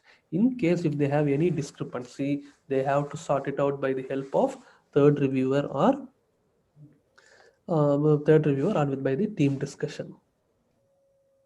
Is this clear? I have a question, but before that, Dr. Nekufar, Professor Nekufar has a question. I will read it for you. Yeah. Professor Nekufar asked that, can we use same logic of PubMed search for other databases? Yeah, exactly. We can use that. Okay. And my question, the disagreement between these two reviewers would be about the title and abstract. So there should be no confusion because the keyword is clear and the Of course. topic No, to wants. be safer side, we are following this process. As you said, there won't be any doubt, most probably. But in case if you have doubt, what will you do? It's better For to consult example, with the third reviewer, right? for example, between NSAID and ibuprofen, so it is clear there is no doubt. Yeah, there is between no doubt probably, but sometimes you might get some doubt whether this study will be included in your study or not. So that's why we are giving that option. So in Thank you. case if we get that time, what will happen? That's why. Next is, this is something called Prisma flowchart. This flowchart is easily freely downloadable from Prisma website. In Google, you can type Prisma systematic reviews, so automatically you will be into that particular website. This flowchart is mandatory. You have to submit while you're submitting your manuscript. So here, record identified through databases. What are all the databases you are using? You have to add all those values and enter it here. Then additional records identified through other sources. For example, the reference list or your clinical trial registries, you have to capture it here. It means other resources than your database. Okay, then you have to remove your duplicates. For example, one title will be replicating in 3 databases or 4 database, whatever database you are searching. So all those things can be removed. Then again, what are all things you are screened? Among this 627, title and abstract, after reading the title and extract, I am excluding 607 papers. So it means 20 papers I have to go for full text read. In that full text read, I am excluding one paper. Okay, you have to mention what is the reason for excluding at this level. Means after reading your full text, you will be excluding that paper. That reason you have to mention in your manuscript. Here, for after reading title and abstract, you will be excluding few papers. For those papers, you no need to mention the reason. Is this clear? Then studies included in your qualitative synthesis means only systematic review. Then quantitative means meta-analysis. Whether this 19 studies is included here. In case few cases, for example, you won't have the data. So then those studies will be excluded from meta-analysis. You understood this concept of image? I didn't understand the last two part. The studies included in qualitative synthesis Yeah, as quantitative. quality synthesis means systematic reviews. Okay, in same, for example, in one study, you will have 10 articles to be included in systematic review. In the 10 studies, you won't have datas. So, for example, 2 papers, you don't have any datas. Then those 2 studies will be excluded for meta-analysis. So here you have to mention it as 8. Mhm. Mhm. You Yeah, understood? yeah. So that is how you have to mention it up. So what are all the ways to mention that in manuscript is, this is one of the way, creating a table saying that this particular table shows you the reasons for exclusion. These are really the studies and references. This is the reason. Okay, so next is another way is just mentioning the reason in the manuscript. See, one paper was excluded because the anesthetic efficacy was not evaluated during access preparation. It means my inclusion criteria is evaluating the outcome only during access preparation. that this 32 paper would have been assessed in some other way. So I don't want that. So that's why it has been excluded here. Okay, so you have to clearly mention it up here. Again, the another way is to mention your reasons in your flowchart as well. This also can be done. See, these are all the reasons for exclusion. Professor So Babu, the- one of our professor, our Department of Epidemiology has a question. And Dr. Paktaman asked, the problem is the search strategy is not the same in different databases. How do you deal with that? See, in case if it's not reflecting properly, then individual database you have to create it up. Sometimes there will be some confusion with certain words. So at that time, individual database wise, you have to create your search strategy. But generally, to my experience, I think it can be used in various databases. And another attendee has asked, can we use Cochrane database for literature research? Yeah, you can use that. You can use it. That's what I said. Any database is okay. Any That is database is true. okay. Yeah, Yeah, any database is okay. any database. Yeah, Thank you. yeah. So now the next is your data extraction. That is your characteristics of your table. So this characteristics table is important for you to present in your manuscript. Most of the time this has to be in your manuscript, not in your supplemental data.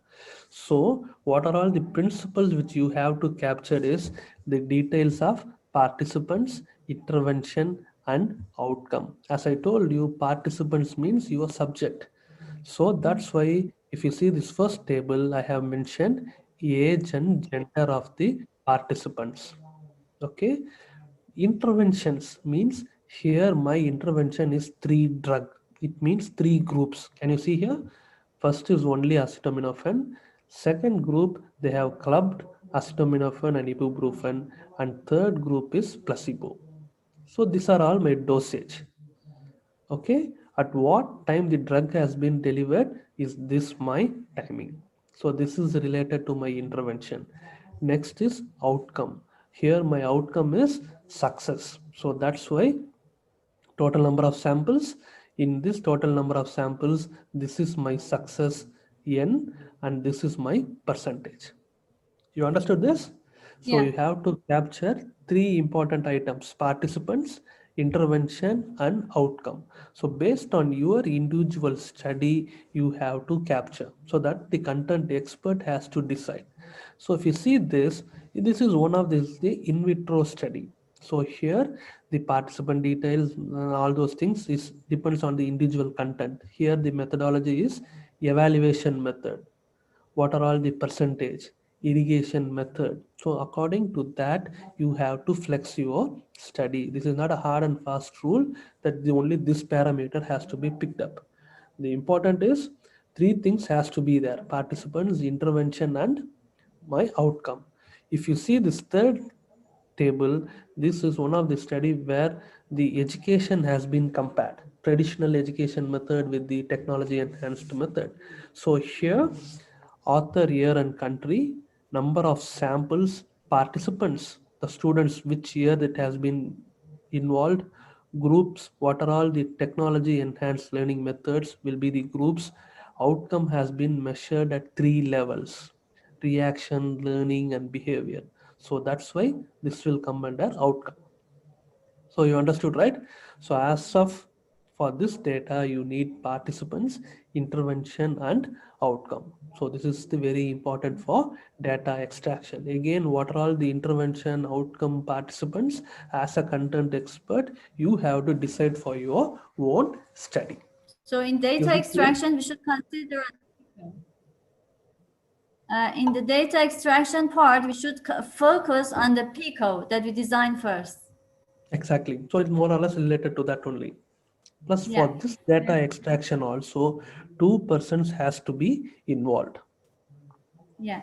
Same Professor like Babu, there is yeah. another question. Is it necessary to report kappa coefficient for probable disagreement between the authors, it is the Yeah, it's better to do that. It's better to do that. Yeah. Yeah, Thank it's you. it's one of the authenticated ways saying that the two-person has worked properly. That's all. So it's better. Yeah.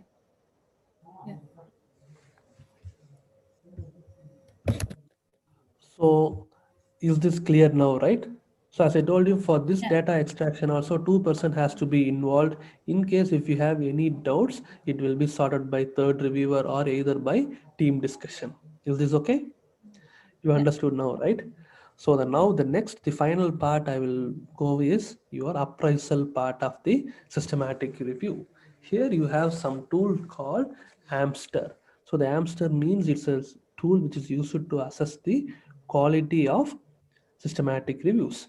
Totally you have around 11 points which you have to be checked in. The first point is, was an priori design provided? It means the protocol has been registered anywhere. Okay, if you read the systematic review, you will come to know whether it has to be registered or not. So that's why I told you priori design is very important. The next aspect is, was that the duplicate study selection and data extraction was been done? Means, see, at least two independent extractors has to be done, then consensus has to be provided. For example, in a systematic review clearly says two reviewers has been involved in study selection and data extraction process, you have to give yes. It means that particular review has done this job properly. Same way, comprehensive literature search performed, yes or no. To give yes, minimum two electronic based search has to be involved, and the reference list has to be supplemented by all those things.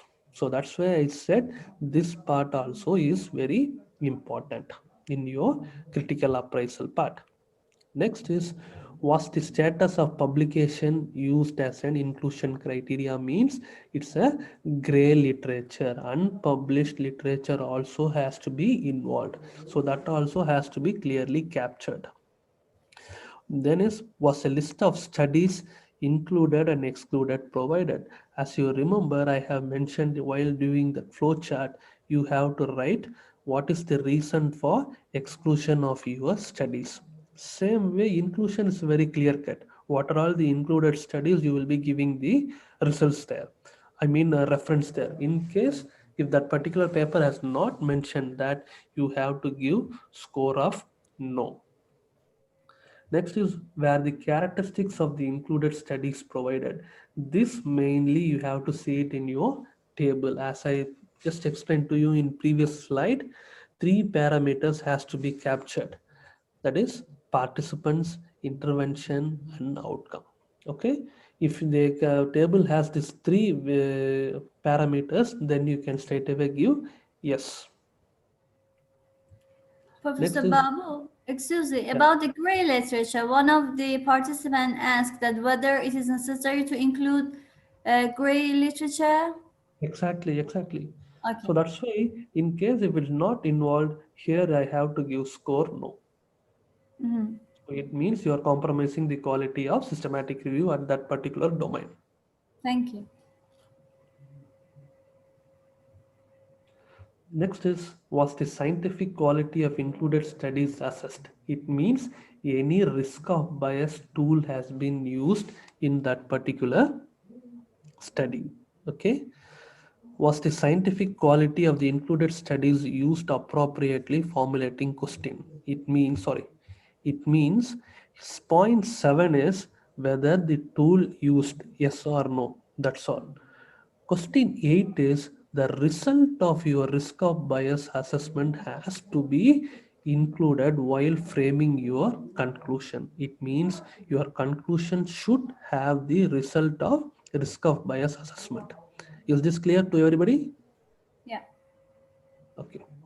Next is where the methods used to combine the finding of the studies are appropriate. It means whether the meta-analysis has been performed or not.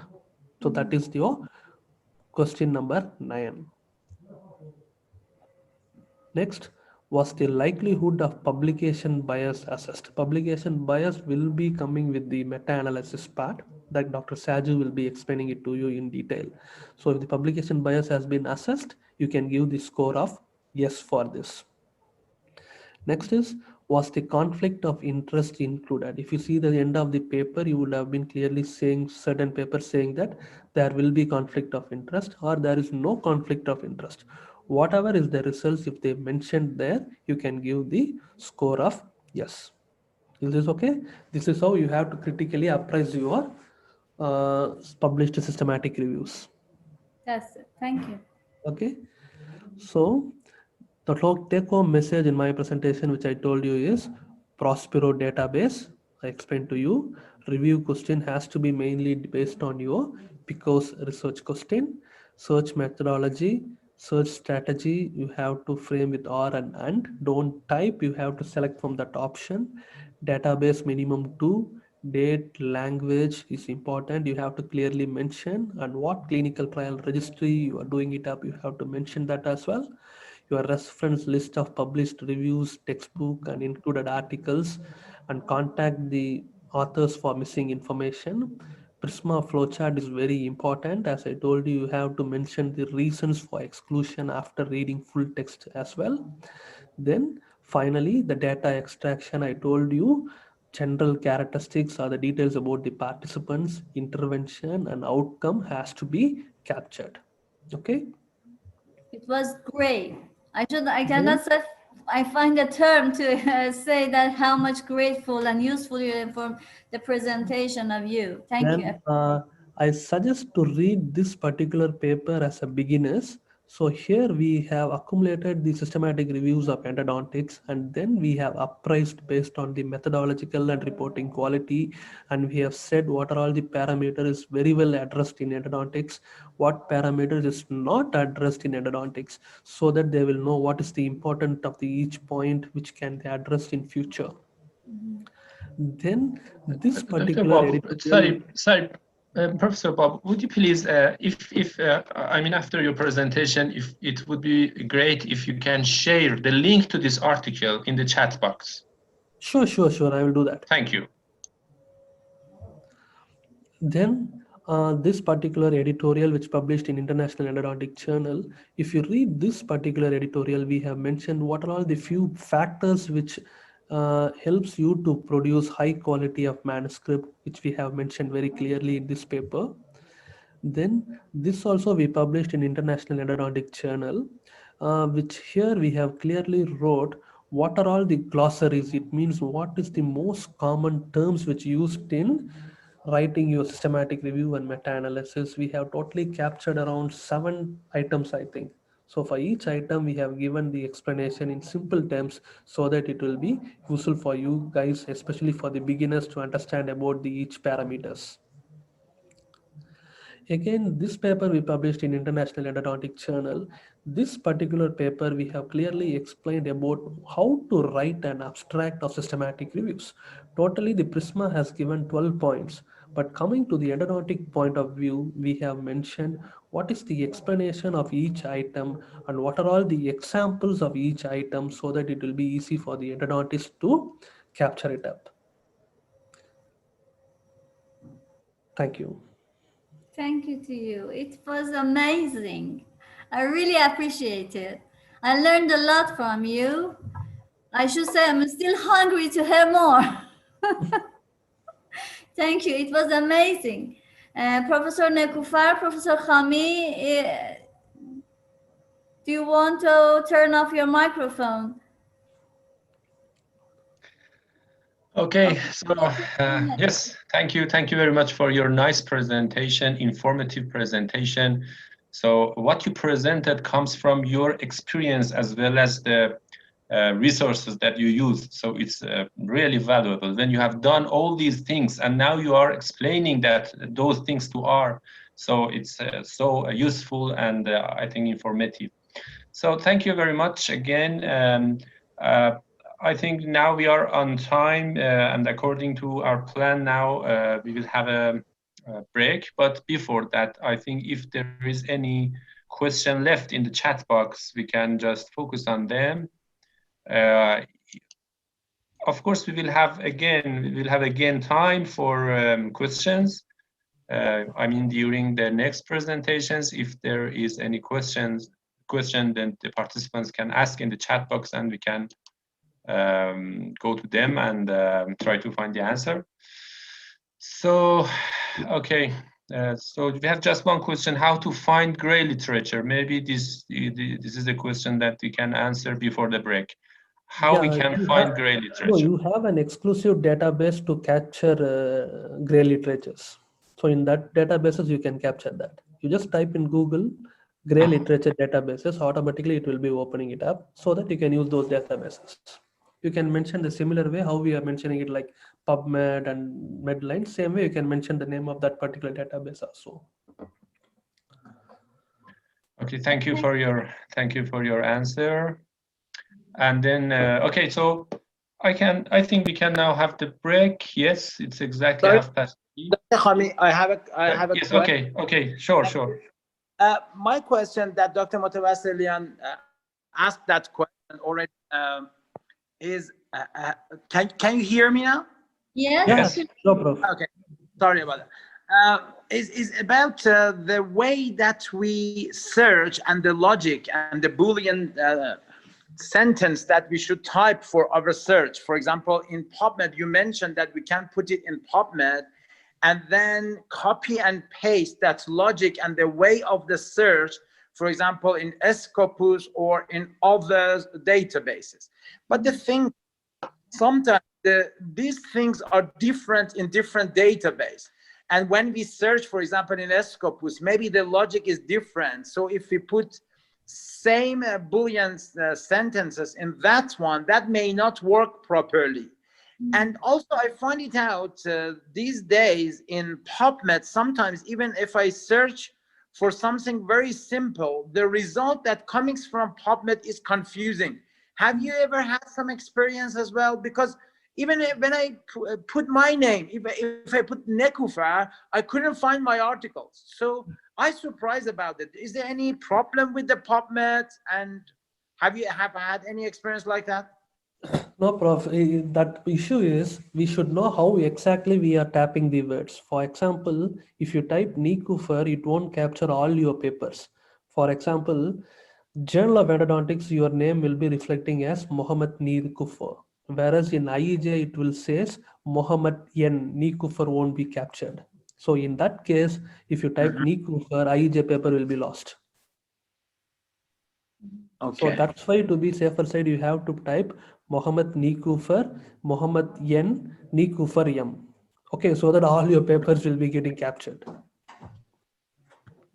So can we use this logic, for example, in Scopus now, or should we use different way for that? Yeah, exactly. But you have to use your different ways. Yeah. Okay, thank you very much. I want to use this opportunity to thank Professor Khami, Professor Mohammed Khami, and Professor Motawassilian for her excellent moderation of the session. And I think she was the only good student of this sessions because she answered all the questions very well. Oh, just because I could turn on my microphone. Yeah, but that was great. By the way, Wenki, as Professor Khami mentioned, that was very, very great that we learned from you because you did all of these papers. And when you cite to some papers, just an example, all of them were your paper. And we are very proud, very honored in Tehran University of Medical Sciences to have you as one of us. Thank you very much again. We appreciate that. And we are going actually to enjoy from your teaching for the next sessions as well very soon. So you are full of knowledge and we don't leave you alone. Make sure that we remove everything and we extract all of your knowledge, then you can go. Thank you very much. Sure, we need more workshop presented by Professor Babu if he gives us valuable time in spite of his busy schedule. It would be a great honor to have more workshop with Professor Babu, please. Sure. Thank you. Thank you, I appreciate it. Yeah, and also the chat box, I can see a lot of amazing feedback about this session. And I may ask my colleague Zohre Sadeghi to send you all of them, because it's good for you to see what the participants shows their appreciation to your presentation. Thank you very much. Sure, You did Prof. well. You are a fantastic teacher. Congratulations. Thank you. Thank you, Prof. Bye-bye by now for 15 bye. minutes. Yeah, I think Dr. Saj is already entered in, is in the flow. After 10, it's a break for 10 minutes time, right? Yeah, we will Yeah, come so back. that meantime he can check whether he can share his screen, so that we can start within 10 minutes or 15 minutes time. It's up to you. Sure. We'll come back again at 10 minutes. Yeah. Okay. I appreciate it. Thank you. Okay. Goodbye. Bye. Bye for now.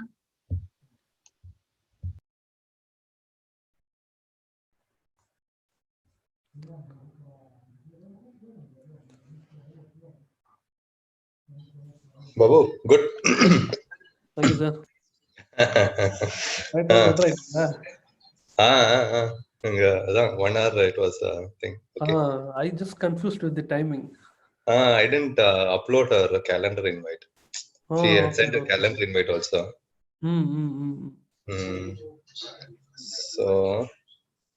So now you're going home, huh? Better I will finish your program, then I will go. I thought my session is getting over by 3 o'clock. My bus is starts from here by 3. Okay. So anyway, I have to take a taxi. I thought finish your program, then go. Okay. Ipo 5 o'clock anga. What's the time there? 4 o'clock. 4 o'clock. Okay. 1 hour. Okay, நீங்க ready பண்ணுங்க. நான் போய் coffee மட்டும் எடுத்துட்டு வரேன். சரி, okay. நான் அதே தான் யூஸ் பண்றேன்னா பழைய இது நம்ம ஜெய்தும். Sure. Okay.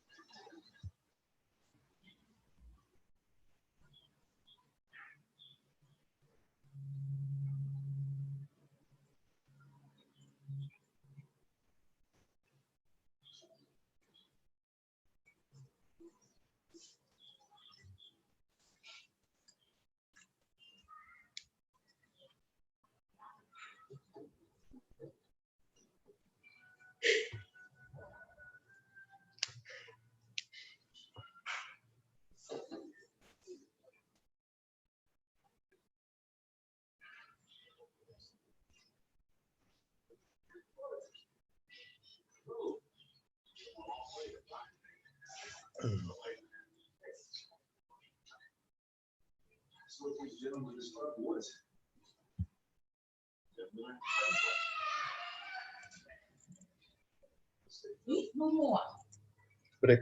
10 minutes. So nice. Hmm? Talk about book cover for you. No.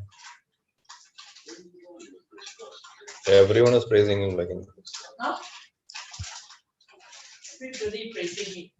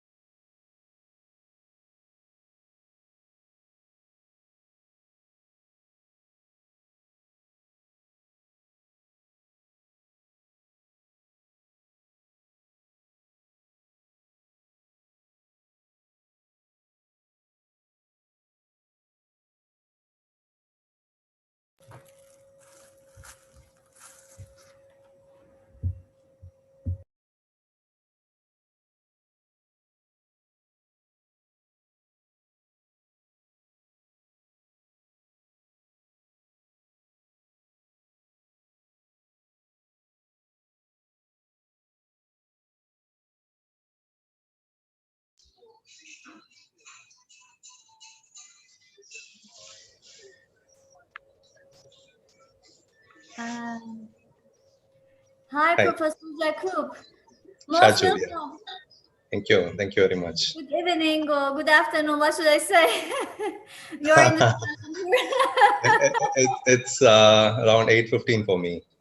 So anyway, good day to you, Yeah. and most welcome joining us and for your presentation at this workshop. It is a great honor of Tom's and all of us. We are impatiently here, waiting for to hear you. Before starting the workshop, I had a short introduction of your CV, but because you are now here with us, along with Professor Babu, I would like to again read your CV you kindly sent to me to remind the participant the resume of Professor Jakub, who kindly joined us. Professor Jakub, as I told you, is associate professor in the School of Dentistry in International Medical University of Kuala Lumpur. He's currently the program head of Bachelor of Dental Science, as his expertise is in several fields, including epidemiology, evidence-based dental practices, systematic review. And he is specialized in periodontology and has a doctorate degree in oral epidemiology as well. And now we are impatiently for the presentation of Professor Jakub. The stage is yours. Thank you very much. Right. So one more introduction I can give myself is I was working with Babu.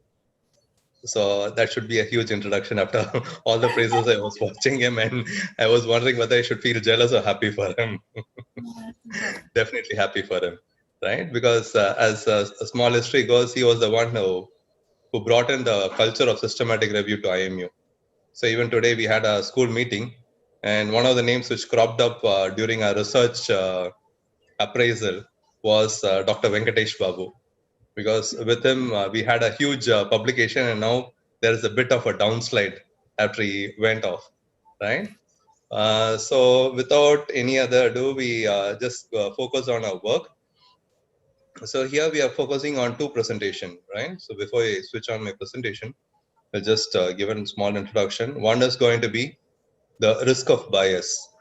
So risk of bias, we are trying to find out if the studies had any bias into it, because as Babu has already outlined, right?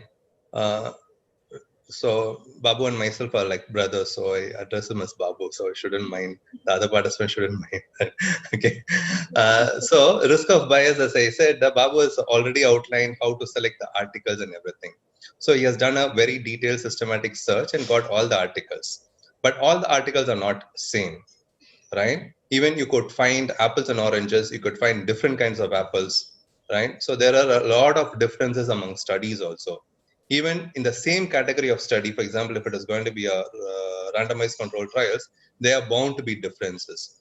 And these differences will come out during a result when you get the results.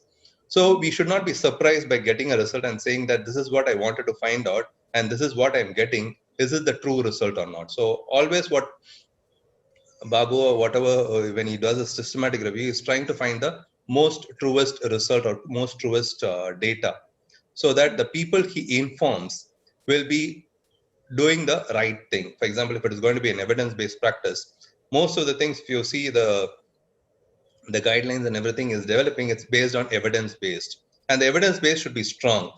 And the evidence he gets also should be appraised. You shouldn't be taking as such that I have done a very wide systematic search. We have done the maximum extensive search, but still there are a lot of things which will happen at it. And one of the things which you're going to see is on risk of bias.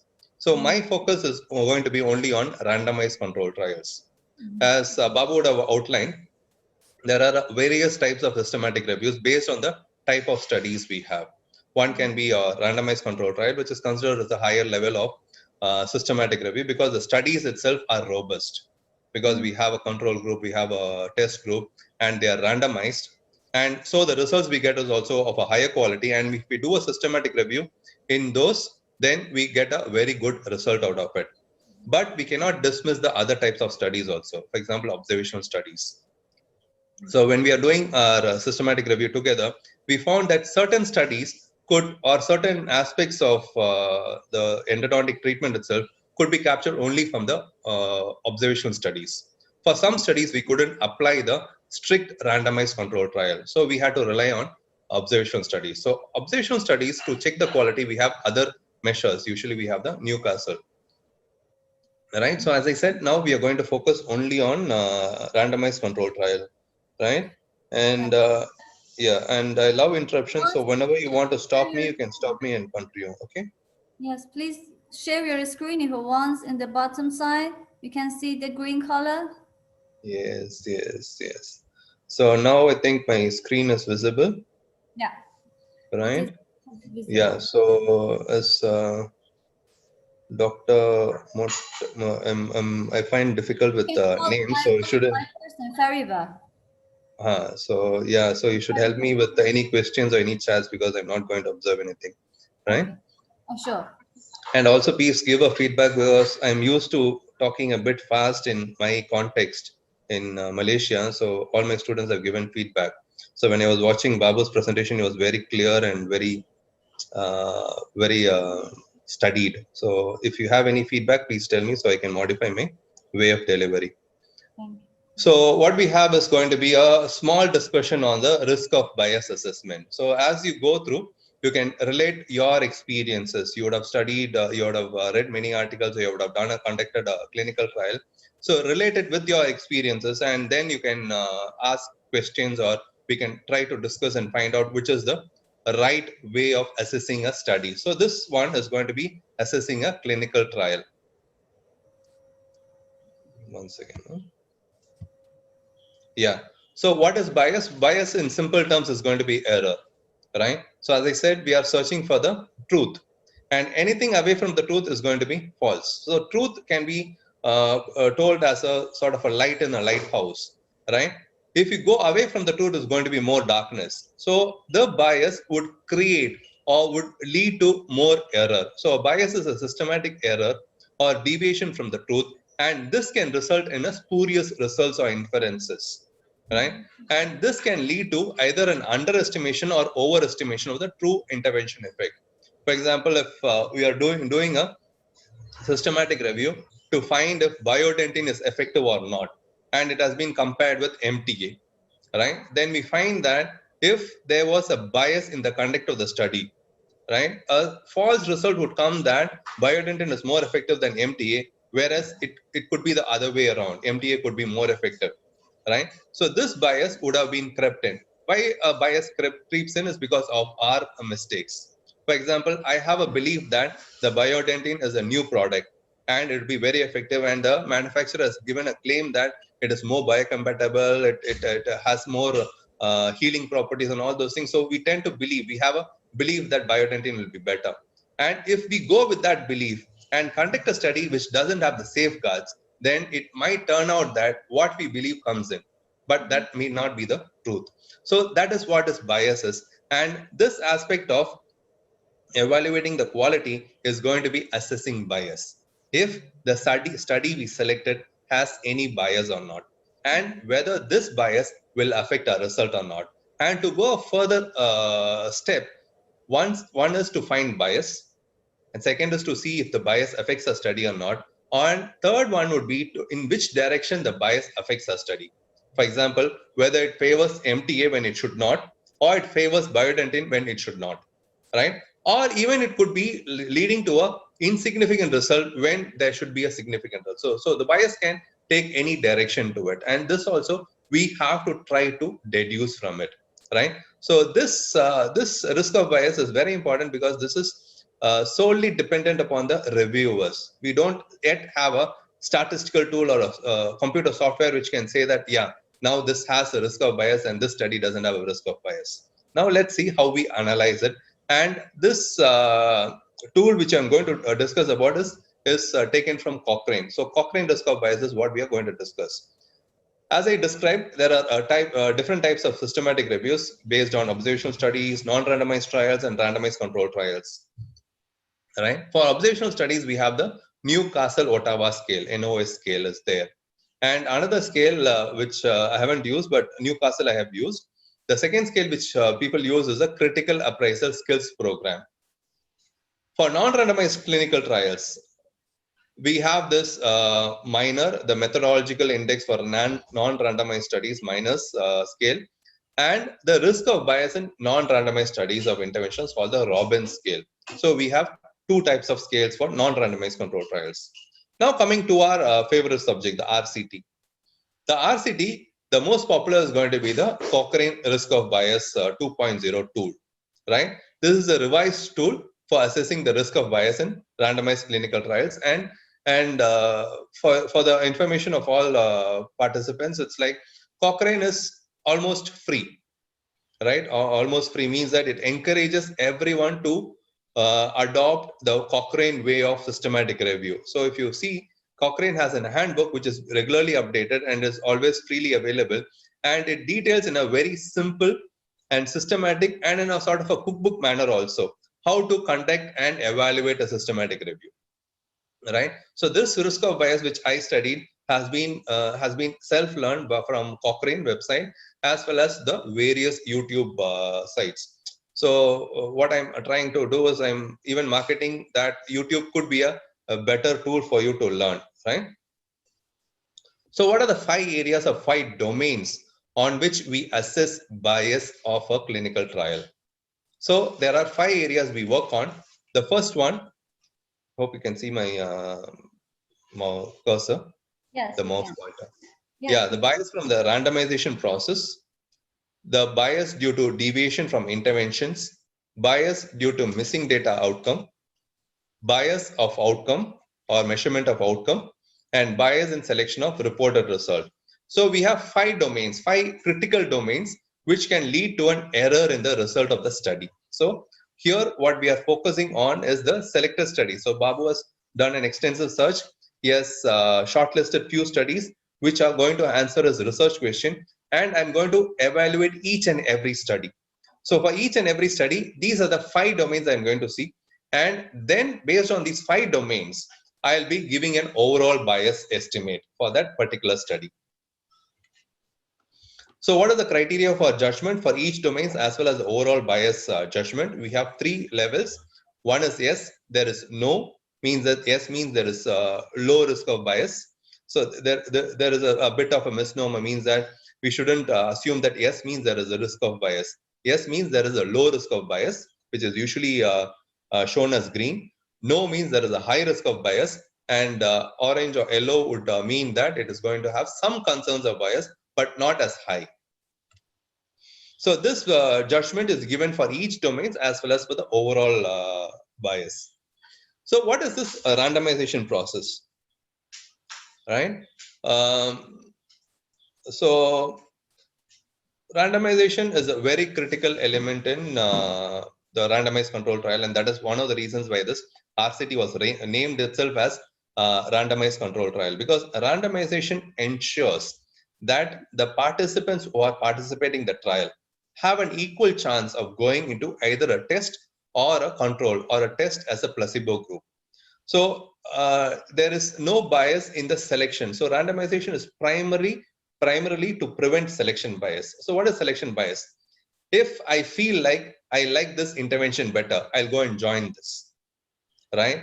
And sometimes I'll feel that the other intervention, placebo, will cause a lot of side effects, so I won't join it. So you'll find volunteers who believe in certain interventions going and joining certain things if there is no way to prevent that.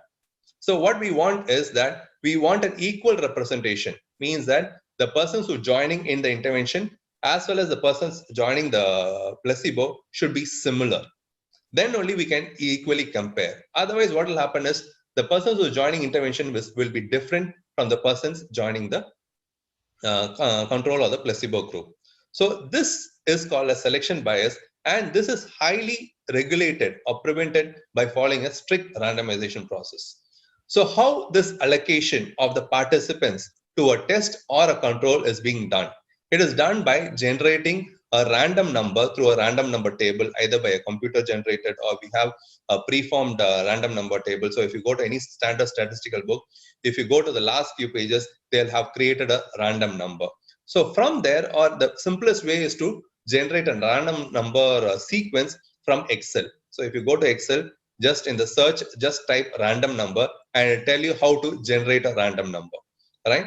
So this is a computer generated random number. So we in the trial, what the people do is they'll generate random number, and from the random sequence, they'll allot, okay, the first random number goes to test, the second random number goes to the placebo. So in that way, a randomization is ensured. So usually the random number generated is more robust than a coin tossing. So coin tossing also, there can be an error occurring from my side. For example, if I follow a sequence and the coin has a tendency to fall on one side, then a randomization might be affected. So the standard practice is to create a computer random number generator. The other important aspect in this randomization process, so first one is whether the participants were randomly allocated, whether they didn't or they had an equal chance of going either into a test or a placebo group. The second aspect of randomization process, which we usually see, is whether the allocation sequence was concealed. Means that who gets into test or who goes into control, right? No one knows about it. The participants doesn't know about it. The person doing the intervention doesn't know about it. So there is a central person, a top person. Let's say he's like the topmost person who's hidden from this study and usually not participating in the study as an investigator. So this person will be there on the top, and he'll generate the random numbers, and he'll also allocate the sequence to whether it goes to the test or the control, but no one knows about it. So this allocation concealment is done. So allocation concealment, what happens is that the participants, though he was randomized, doesn't know whether he goes into the test or control. For example, would be like, for example, there is a pill study. For example, let's say there's a pharmaceutical pill, and we want to test the efficacy of it. Or even we can take this current scenario of COVID, right? In COVID, let's say that there is a test participant and a control participant. Test participant gets a COVID vaccine and the control participant doesn't get it. He gets a placebo. Means that, let's say that if I jab a test participant and I say to the control participant, you don't get a jab, then the test participant will definitely know that, yeah, I am the test participant. And the control participant will not, will also identify that I didn't get the jab, so there is some difference. So what they do is they take a equal jab. The syringe also will be in same form, and the liquid inside it also will be the same form, and they both get the jab. Only the top person who's hidden from the study knows which jab is the test one and which jab is the control one, right? So this is a classical example of allocation sequence concealment, right? In endodontic study, let's say if it's an endodontic study, right? I want to put medication, right? The investigator should not know what medication I'm going to go give to which person, and the participants also should not know. So what they will do is that they'll formulate the medication in the same form. Only the active ingredient will be different, and they'll put in one root canal the test one, and in another root canal for another participant they'll put the control. But the person who's putting the medicament will not know, and the person who's receiving the medicament also will not know. So who knows? The person who was allocated alone will know, and that person will reveal only when the analysis is done. So till that time, there is no bias, because there could be a lot of bias occurring in between. For example, the person who received the intervention might feel that, yeah, I got an intervention, so my tooth should feel well. So there is a sense of well-being. So this well-being also will create a bias. So these are the two most important aspects of randomization. One is whether it was a sequence of randomized, and second was whether the allocation was concealed. So here, the Cochrane has very clearly given a decision tree, right? So one is understanding, and second is, as I said, Cochrane gives like a cookbook fashion, right? If this is there, go to this direction. If this is there, go to this direction. So it gives a very beautiful decision tree, right? So what we have is, if you see the first one, the first decision we have to make is, was the allocation sequence concealed? So if the paper reports the method by which the allocation concealment was done, and we consider that the concealment was robustly done, then we give a yes. So if you see, the abbreviations are yes, probably yes, PY. NI is no information given in the paper. N is no, and PN is probably no, right? When you read the study, you'll get an understanding that the allocation concealment was done or not. Sometimes it won't be explicitly written, but when you read the methodology, you'll find that the certain steps were followed which indicates concealment. Then you can say that there was a allocation concealment done by saying probably yes. So let us say it is yes, the sequence was randomized. Then the next decision we have to make is, was the allocation sequence random? So here also you have to check for steps. If a random number was generated, and there was a central person who did all these things, and everything was done in order, then we can say that it is yes, right? Yes, probably yes, and no information, right? And the third step which we will be doing is, where there are baseline imbalances that suggest a problem with randomization. The purpose of randomization, as I said earlier, is to standardize or to have the same set of participants in test and control. So they'll also have the same baseline parameters. For example, if it was properly randomized, the characteristics of the test participants and the characteristics of the control participants before the intervention was started will be almost similar. So that also we have to see. We have to check the baseline tables and say if there was any baseline imbalances or not. If there was no imbalances, very good. Your study is a well-conducted one in this domain and it becomes a low risk. But if there is then there is some concerns. So in this way, we try to decide whether there is a high risk or low risk. For example, one more thing is that if the allocation concealment was not done, for example, no and probably no, any response will go to high risk, because this is one of the critical steps. If this is not done, then it usually goes into high risk. Are we clear in this? Yes, it is. Thank you. Very clear. So now the second one, bias due to deviations from interventions, right? So every study for protocol for a trial would have outlined how this is going to be done, right? But there are bound to have some deviations. Deviations could be priorly mentioned also. For example, let's say that there is a study and it says that if the study is done, there is a chance of pain, right? Let's say that I put some medicament in my endodontic canal and there is a chance of pain, and if pain occurs, I write in the protocol that I can give paracetamol, right? This is not to be given for every patient, only if pain occurs, right? But that is already written in the protocol. If that is written on the protocol and you find that it has been done, then there is no deviation in intervention. In other scenario, what will happen is some things would not be written in the protocol, but it is standard practice of care that if this situation occurs, we have to do the next step. And those kind of patients which had a small deviation in intervention, right, because of this, because intervention means what was written only should be followed. But because it is a standard practice of care and this situation occurs, we treat that patient accordingly, but it is not written in the study protocol. But still we go and analyze that person also. Then also it can be considered as no deviation from intervention. So deviation from intervention can occur when we find that the person knew about the intervention. For example, the participants knew about the intervention, and what he does is he does everything to enhance it if he believes in the intervention. Or if he doesn't believe in the intervention, he feels that it will fail, he'll not take care of himself, or he'll do something which can lead to any problem. So that is called as deviation from intervention. So if you find the study is reporting any deviation from intervention, there is a bias. Or sometimes what will happen is the person who has received the intervention will know that I'm going to get a pain.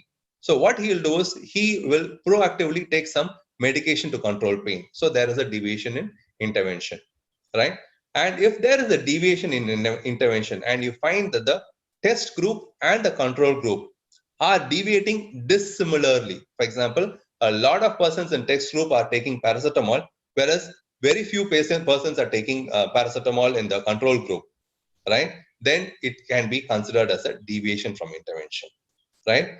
This has to be seen. For example, in the study trial, they could report the side effects. They'll report that so many study participants had side effects and so many study participants had side effects. And what was done to overcome alleviate the side effect, then these medications was done. Let us say that these medications, if was given, will affect the outcome of the study, then that is considered as deviation from intervention.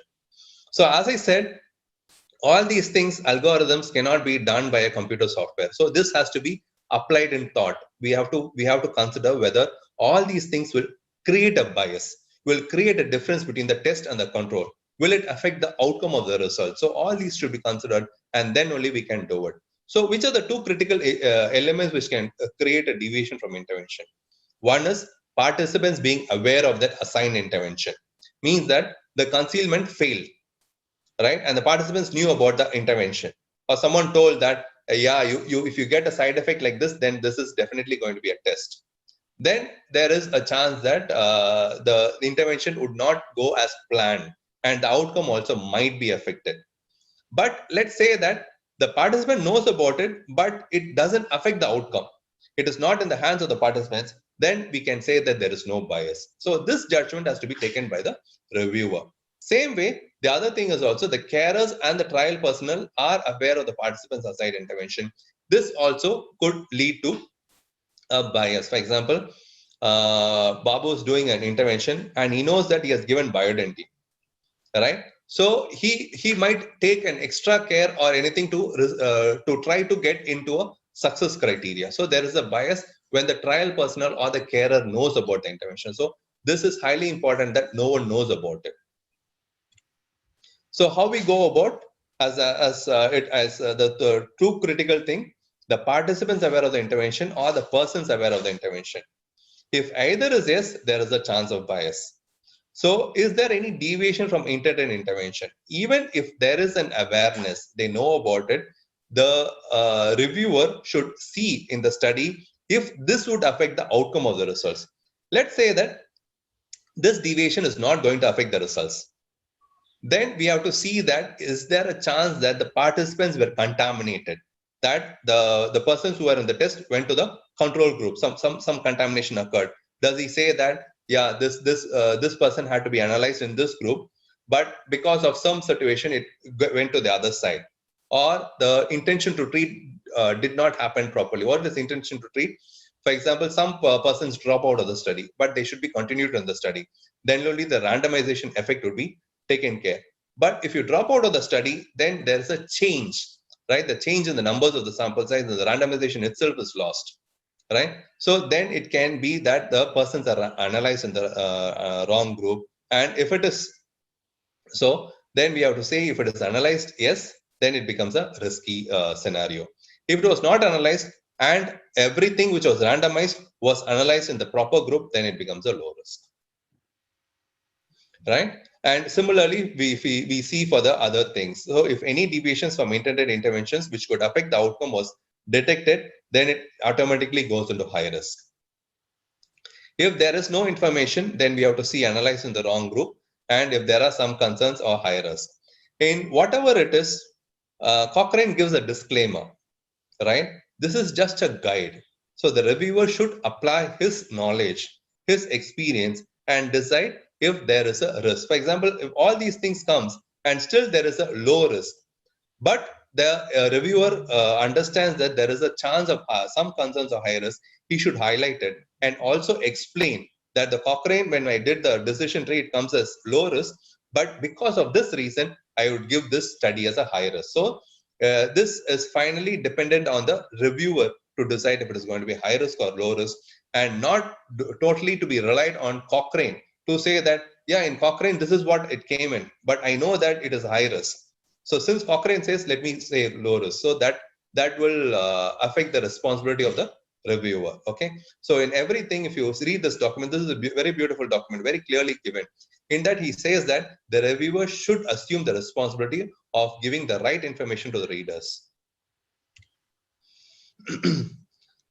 Right, I'll just give a pause in between this thing. So if any questions, you can just shoot out. Okay. So this is going to be the third one, the bias due to missing outcome data. Missing outcome data, as I said, some persons drop out of the study because they feel good. They don't want to come back to Babu to continue the study. So what happens? There is a dropout, right? If there is a dropout and if there is a significant dropout, and if this dropout is dissimilar between these two groups, then there is a bias. For example, initially I took 50 participants in each group. So the total sample size was 100.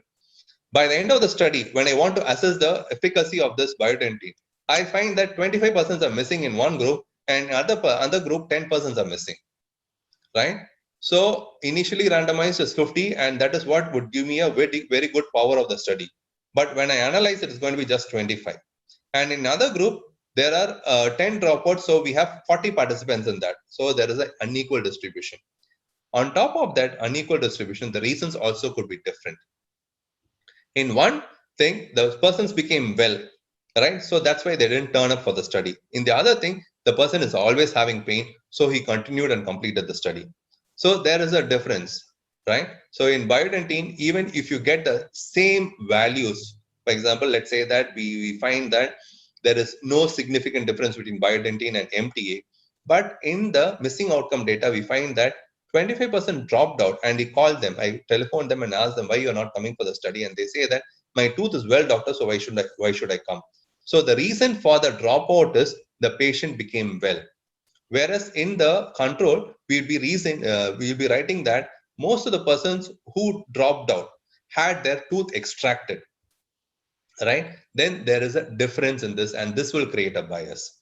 So if this was not accounted for in the analysis, or if this was not accounted in the result, then there is a bias, right? But some trials, what they'll do is they'll identify this fault and they'll correct it, right? They'll correct it. They'll find that there is a difference in the reasons why the dropouts happened and all those things, and they'll account for it, and they'll account for it in the analysis and also in the final results.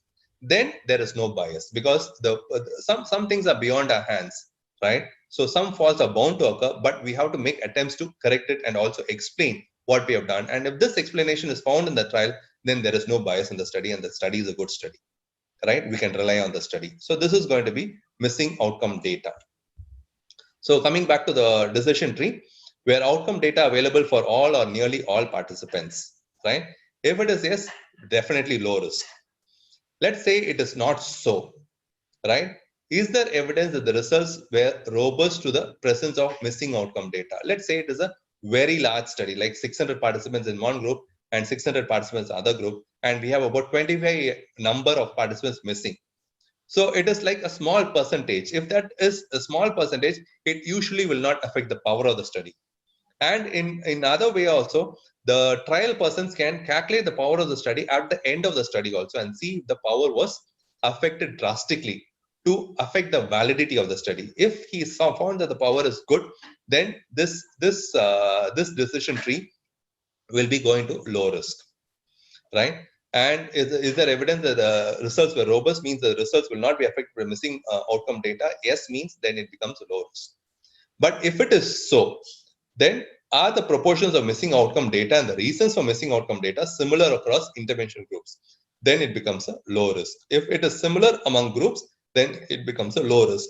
But let us say this is sufficing, that the proportion of missing outcome data and the reasons are also similar, but a lot of persons are missing, like 50% persons are missing in both the groups, then this will be affected. It is not so robust.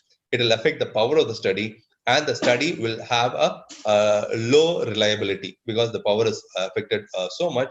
So it won't be a true study. So then we might have to give that it is a high risk study, right? Unless, as I said, the trial personnel or the investigators have adjusted in the analysis, and they say that since this amount of dropouts have happened, so we are adjusted in the analysis, and this is the analytic method we followed, and this is the interpretation of the study, then it is taken care of. So all these things should be seen, right? It should not be like means that when we do it, we have to take into every aspect how the study was handled, not only the methodology, but also the analysis. And also any deviation from the study also was reported, and how this deviation was sorted so that we get a very valid result. The next one is the measurement of outcome. So who assesses the outcome? So there is an outcome assessor. We usually term them as examiners. So the investigators is usually given to the trial personnel who give the intervention.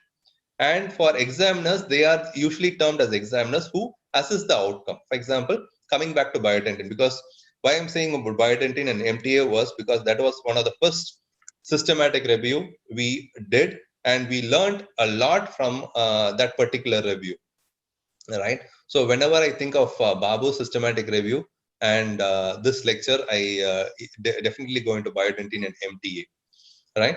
So this outcome data, for example, we did biodentin on primary teeth and the MTA in the primary teeth, and we have to assess it radiographically. So who assesses it? It is assessed by the examiners. If the examiner knows which tooth has been given biodentin and which tooth has been given MTA, then there is a bias going to happen. So if you are able to conceal it and make him blinded, so the term which we use for examiner to be non-biased is called blinding. So it's called as examiner blinding.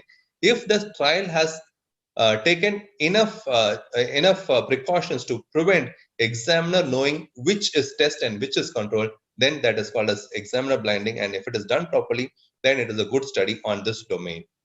So what we see is where outcome assessors are aware of the intervention received with the study participants, because it influence. Again, coming back to Babu shouldn't feel a bit worried because it's easy for me to, right? So Babu knows that biodentin is good, and he also knows that the radiography he's seeing is done in biodentin. Then he'll have a bias to look carefully if there was a success in the criteria he has defined. For MTA, he might see casually. So there is a bias generated into it. And if the outcome assessors know which intervention going in, there's a bias. If the outcome assessors are blinded and he doesn't know which he is examining, then it is going to be called as a good study. And so the second statement we can leave out because that should have come earlier. I noticed it, but forgot to remove it. So how we go about bias in measurement of outcome? We say where the outcome assessors blinded. If they were blinded, then it becomes means that the outcome assessors are aware of the intervention. So you have to read the questions carefully, right? So because they write in such a way that so that it can be answered properly. If the outcome assessors were not aware, no and probably no, it becomes a low risk. If they were aware, we have to evaluate if this knowledge on the type of intervention received by participants will affect the outcome, right?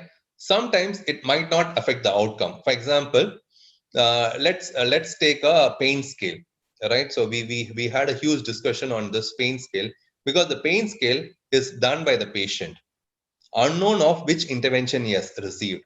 And this pain scale is then received by the examiner. So the examiner cannot control how the pain scale is scored, but the pain scale is the outcome measure, right? So in that situation, even if the examiner knows which intervention either the participant received, it doesn't affect the outcome. So that is a classical example where this scenario can come. Was the assessment of the outcome likely to be influenced? If it is not so, then it becomes low risk. Finally, bias in the selection of reported result. So this is like where all bias are very intentional only, right? Because either the investigator was a bit careless or intentionally created a bias, right? So this is a very common thing which can occur. For example, the study protocol says so many results has to be published, right? So there is a research question, and for that research question, few of the outcomes should be seen. For example, if it is going to be biodentin and success of biodentin and MTA, few parameters has to be seen. For example, it can be a clinical parameter of success. So there'll be a clinical definition of success. There'll be a radiographic assessment of success, and there'll be a patient perception of success also. Let's say there's 3 are there. And after the trial finish, the the authors find that the first two parameters are coming the way they wanted, right? So everything was done in a proper way, and everything was recorded in a proper way. All the domains was no bias, but they find that the first two parameters are coming in their way. But the third parameter, patient perception, patient doesn't like bioidentity, right? They say that doctor, the first 2 days, was very painful. So the patient perception score was very low for bioidentity. So what the authors might try to do is they'll report these two results only, which favors them, and they'll conveniently hide this result. So what we have to do as a reviewer is the study protocol is given, right? We should say what the study, because study protocol, it is mandatory for now. All journals will accept your trials only if the study protocol has been published in a way that you cannot change it, right? So similarly for systematic review also, it has started.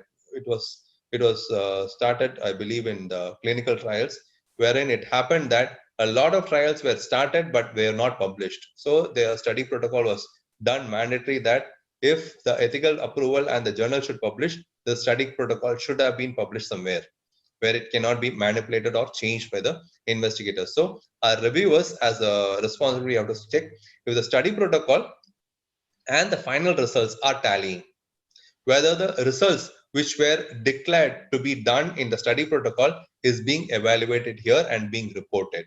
If it is not being reported, then there is a bias, right? It could be missing information also. If it is missing information, it is a duty bound to go and ask the authors whether these results were omitted for any reasons, right? If we find that this result was omitted and this result has a negative over the other two results, then there is a definite bias in this. So what we see is, are the reported outcome data likely to have been selected on the basis of the results? For example, I found the results, but the results is not favoring me, but the other two tables are favoring me, so I publish only those other two one, then it is a bias, right? And sometimes what we do is, sometimes we won't get the results we get. So what we do is we do a lot of subgroup analysis and sensitivity analysis, which has not been declared in the protocol.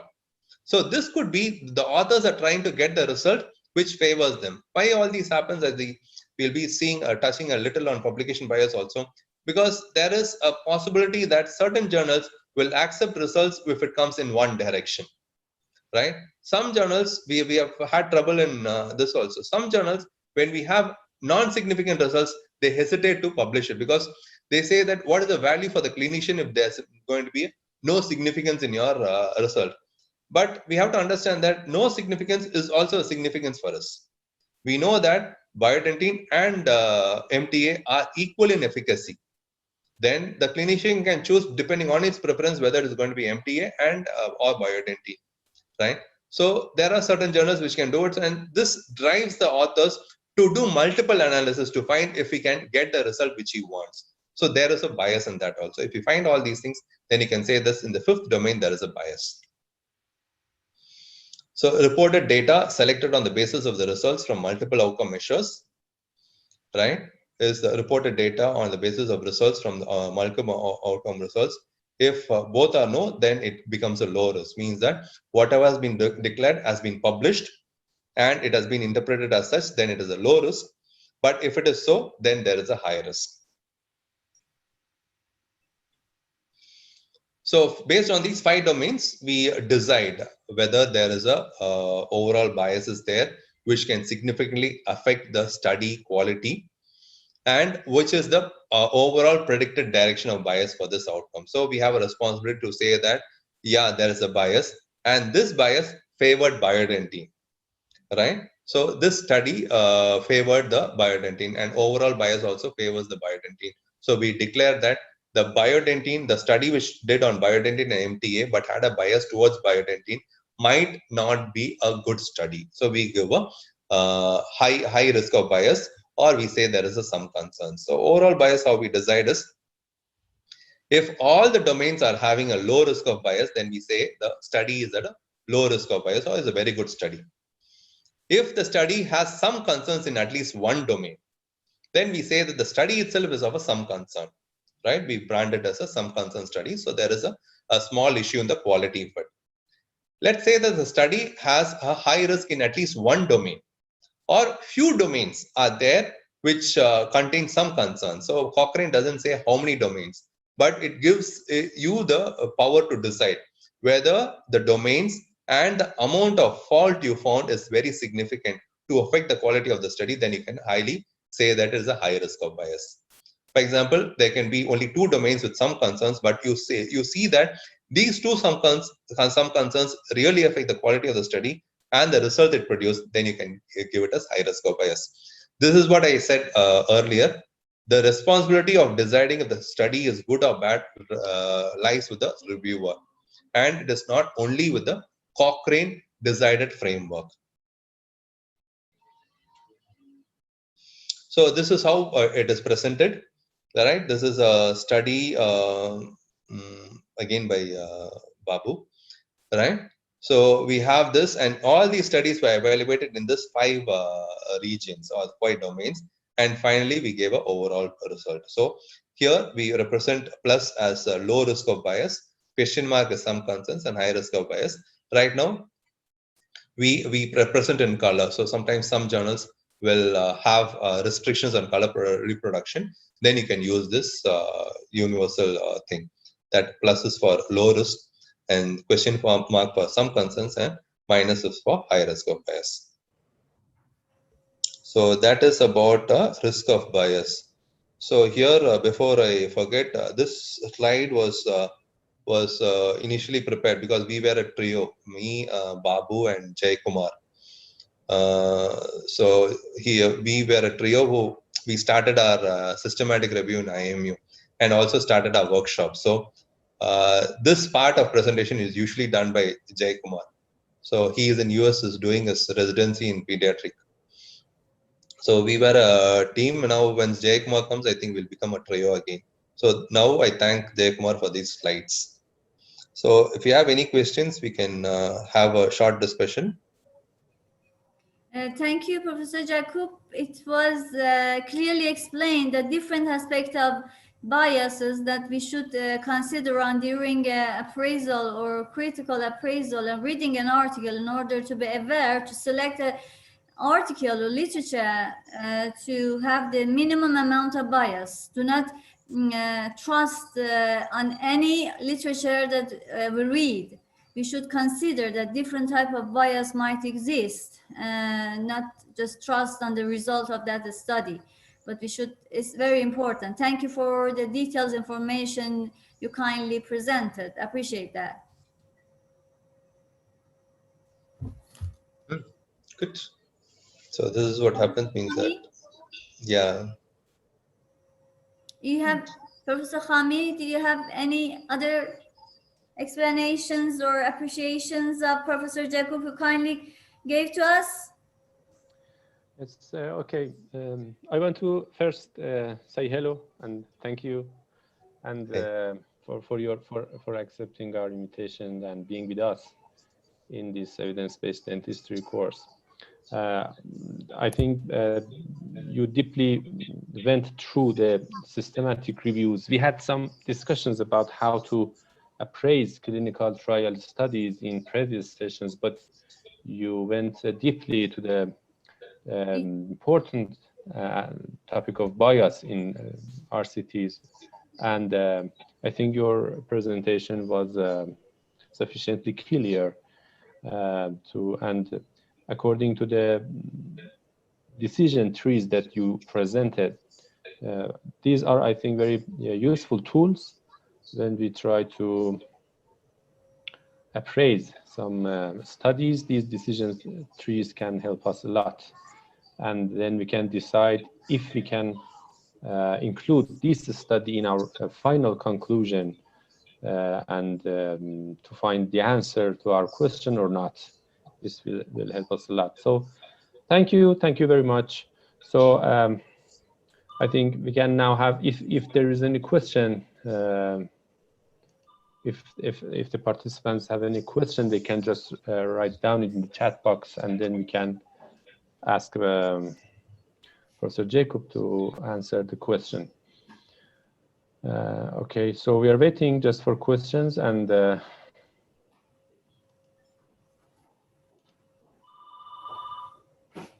If there is any, okay, so yes, we have some appreciation messages here.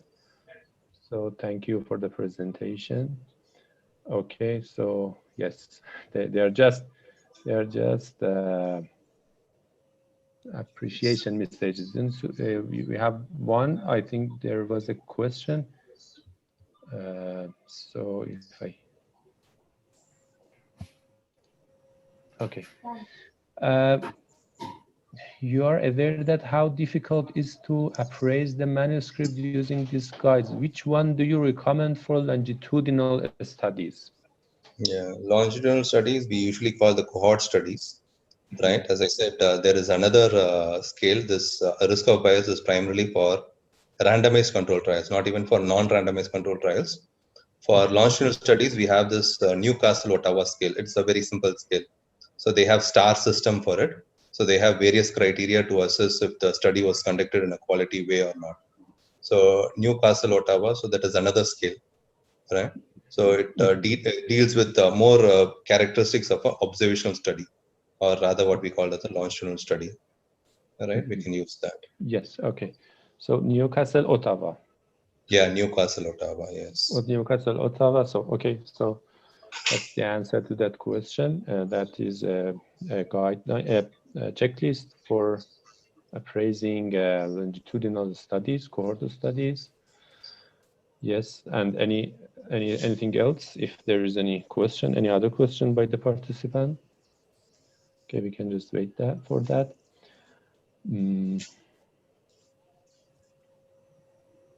Okay.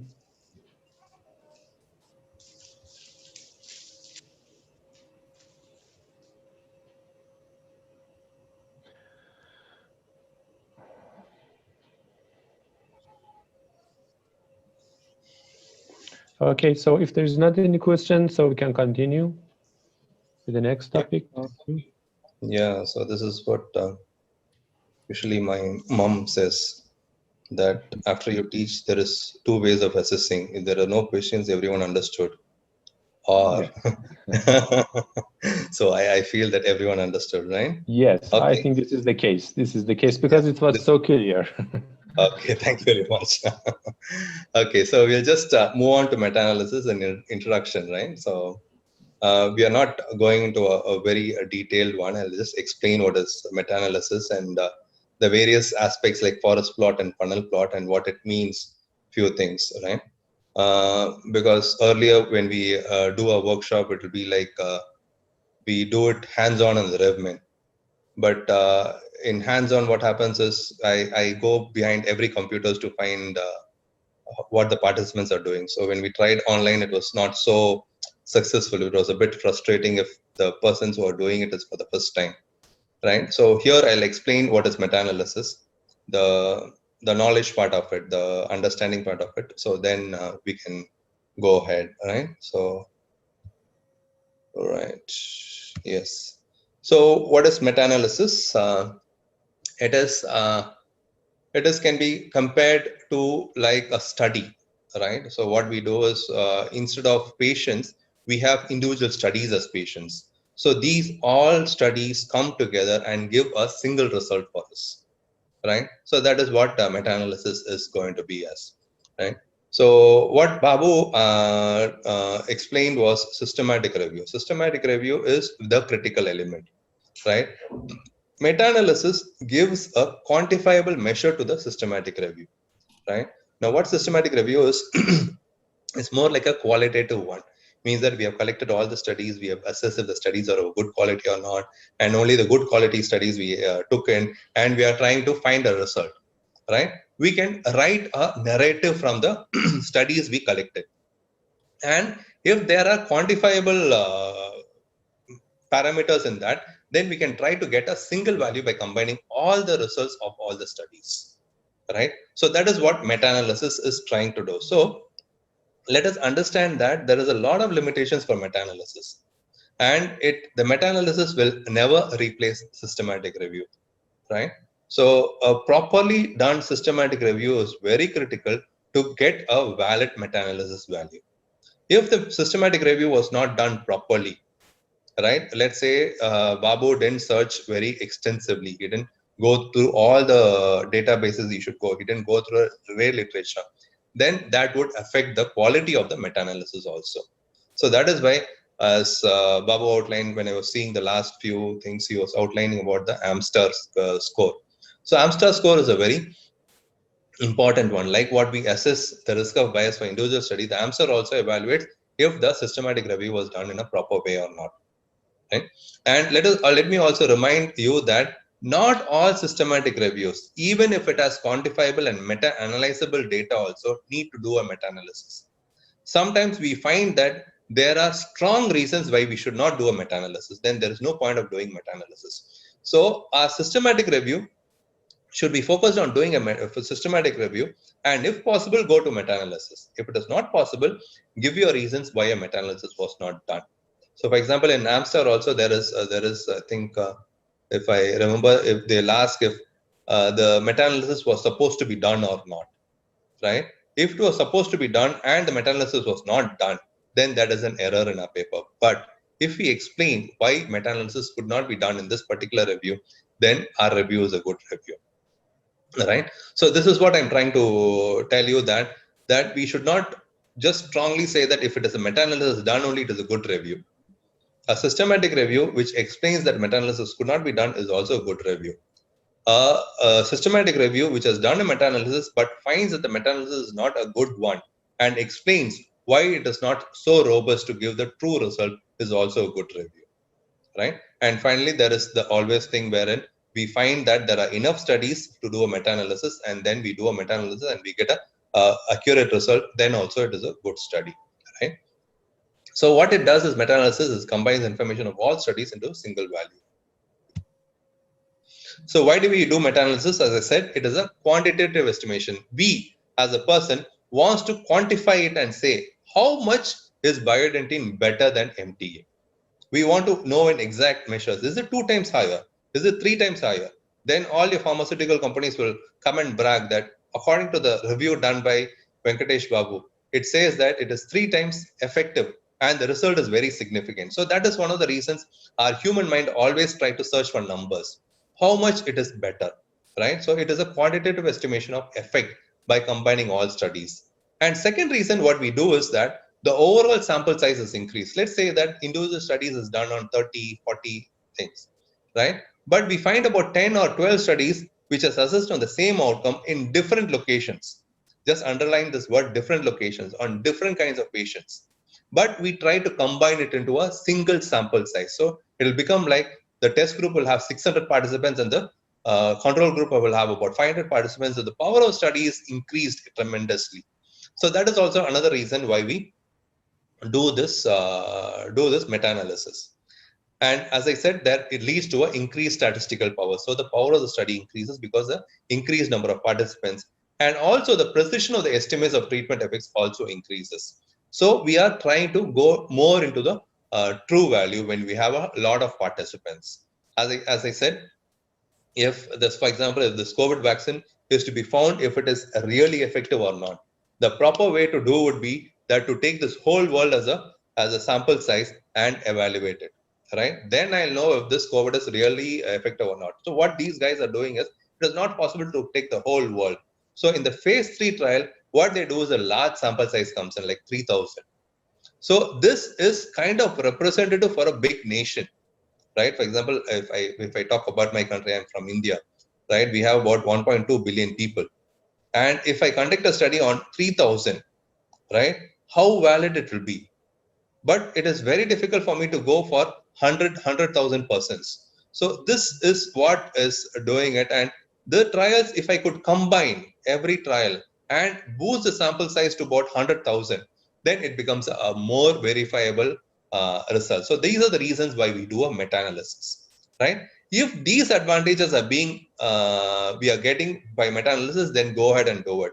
But if these advantages are not being accrued, then think whether you should do a meta-analysis or not.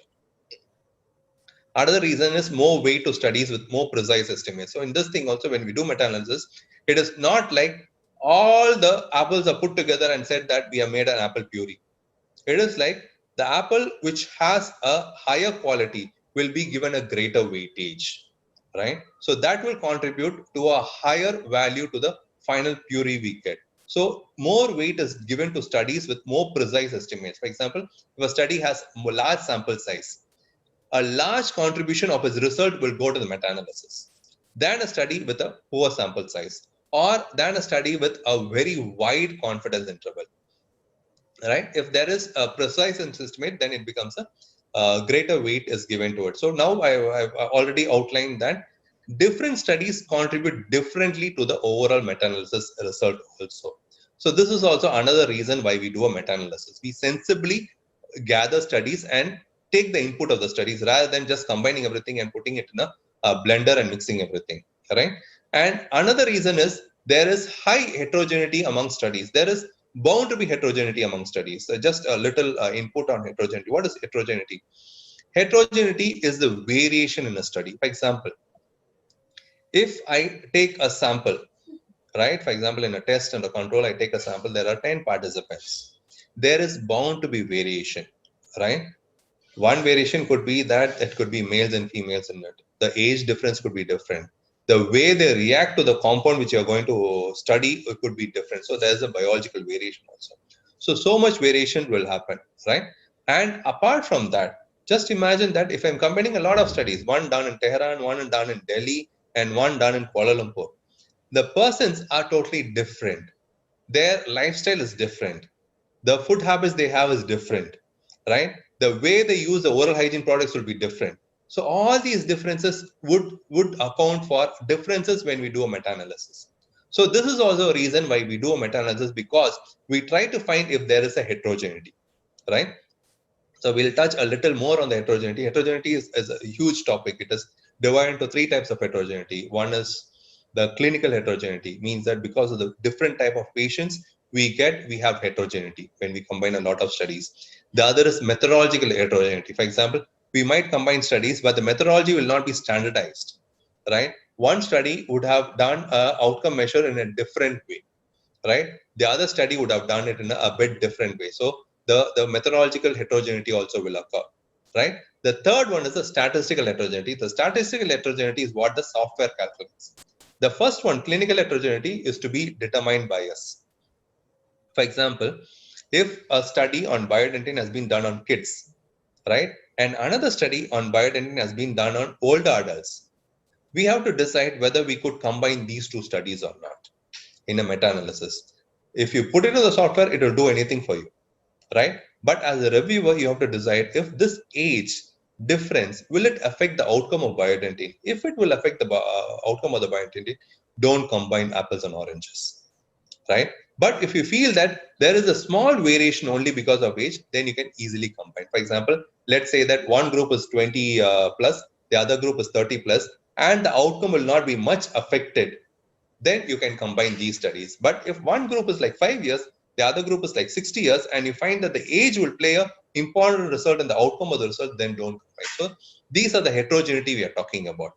The other heterogeneity, which I said the software will find, is when they combine, they'll find that the numbers are not matching properly, right? Then it will display a high heterogeneity, right? Then it is our duty to find out if there is a reason for this statistical heterogeneity, which is detected by the software. So these are the 3 types of heterogeneity we discussed about. So one is clinical, methodological, and third is going to be the statistical, right? And as I said, not all reviews lead to a meta-analysis. So we have to see if a meta-analysis is possible or not. Professor Jacob, may I have a question? Yes, please. About the heterogeneity you kindly explained. So before we include a literature, an article in our systematic review, shall we consider the criteria for exclusion of those systematic review, of those articles that might have heterogeneity and affect the result?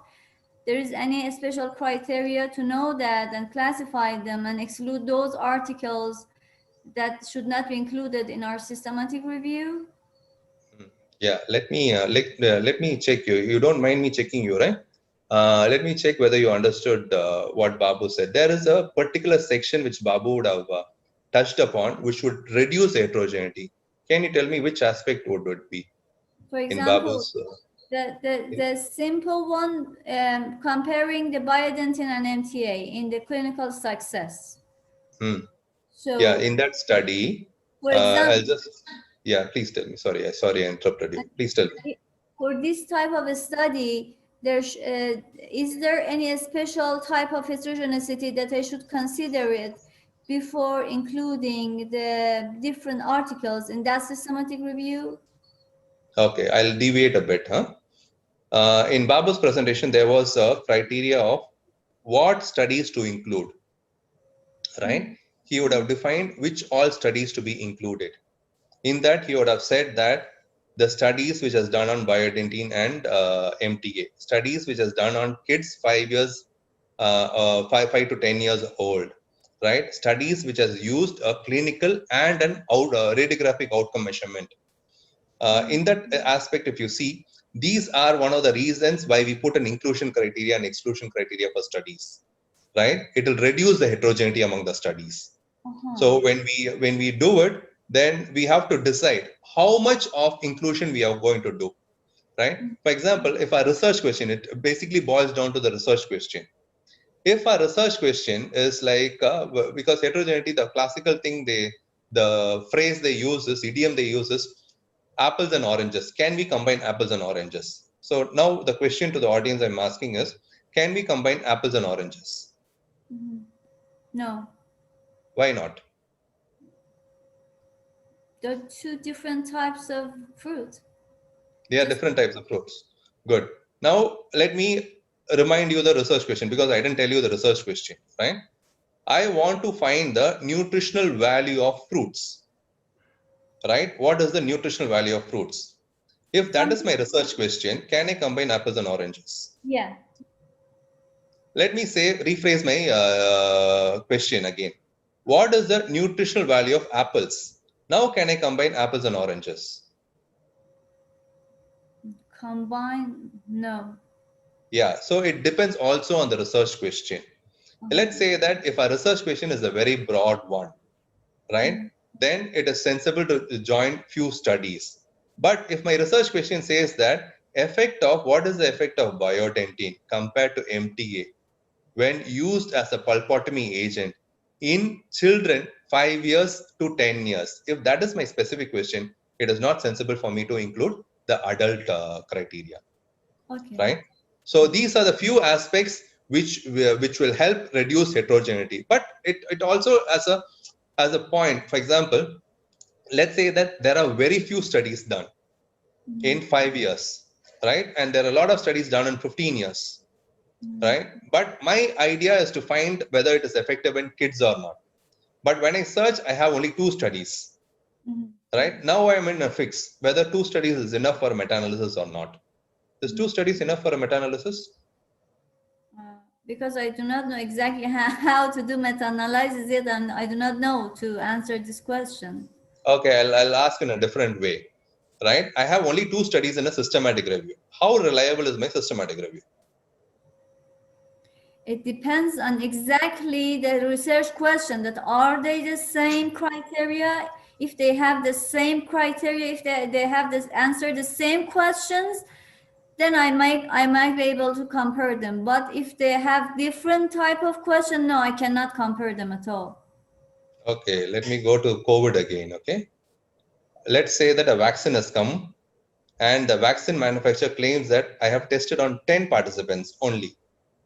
Would you go ahead and put the jab in for you? No. If the manufacturer says 3,000, will you go and put the jab? Might be. If he says 30,000, will you go and put the jab? I'm more confident on the result now. So which number are you, which is the threshold for you to cross over to say that you're confident of this manufacturer? Again, I cannot answer this question, but as the sample size increase, I can rely on the result more. Yeah, so same dilemma will come when we do a meta-analysis also, right?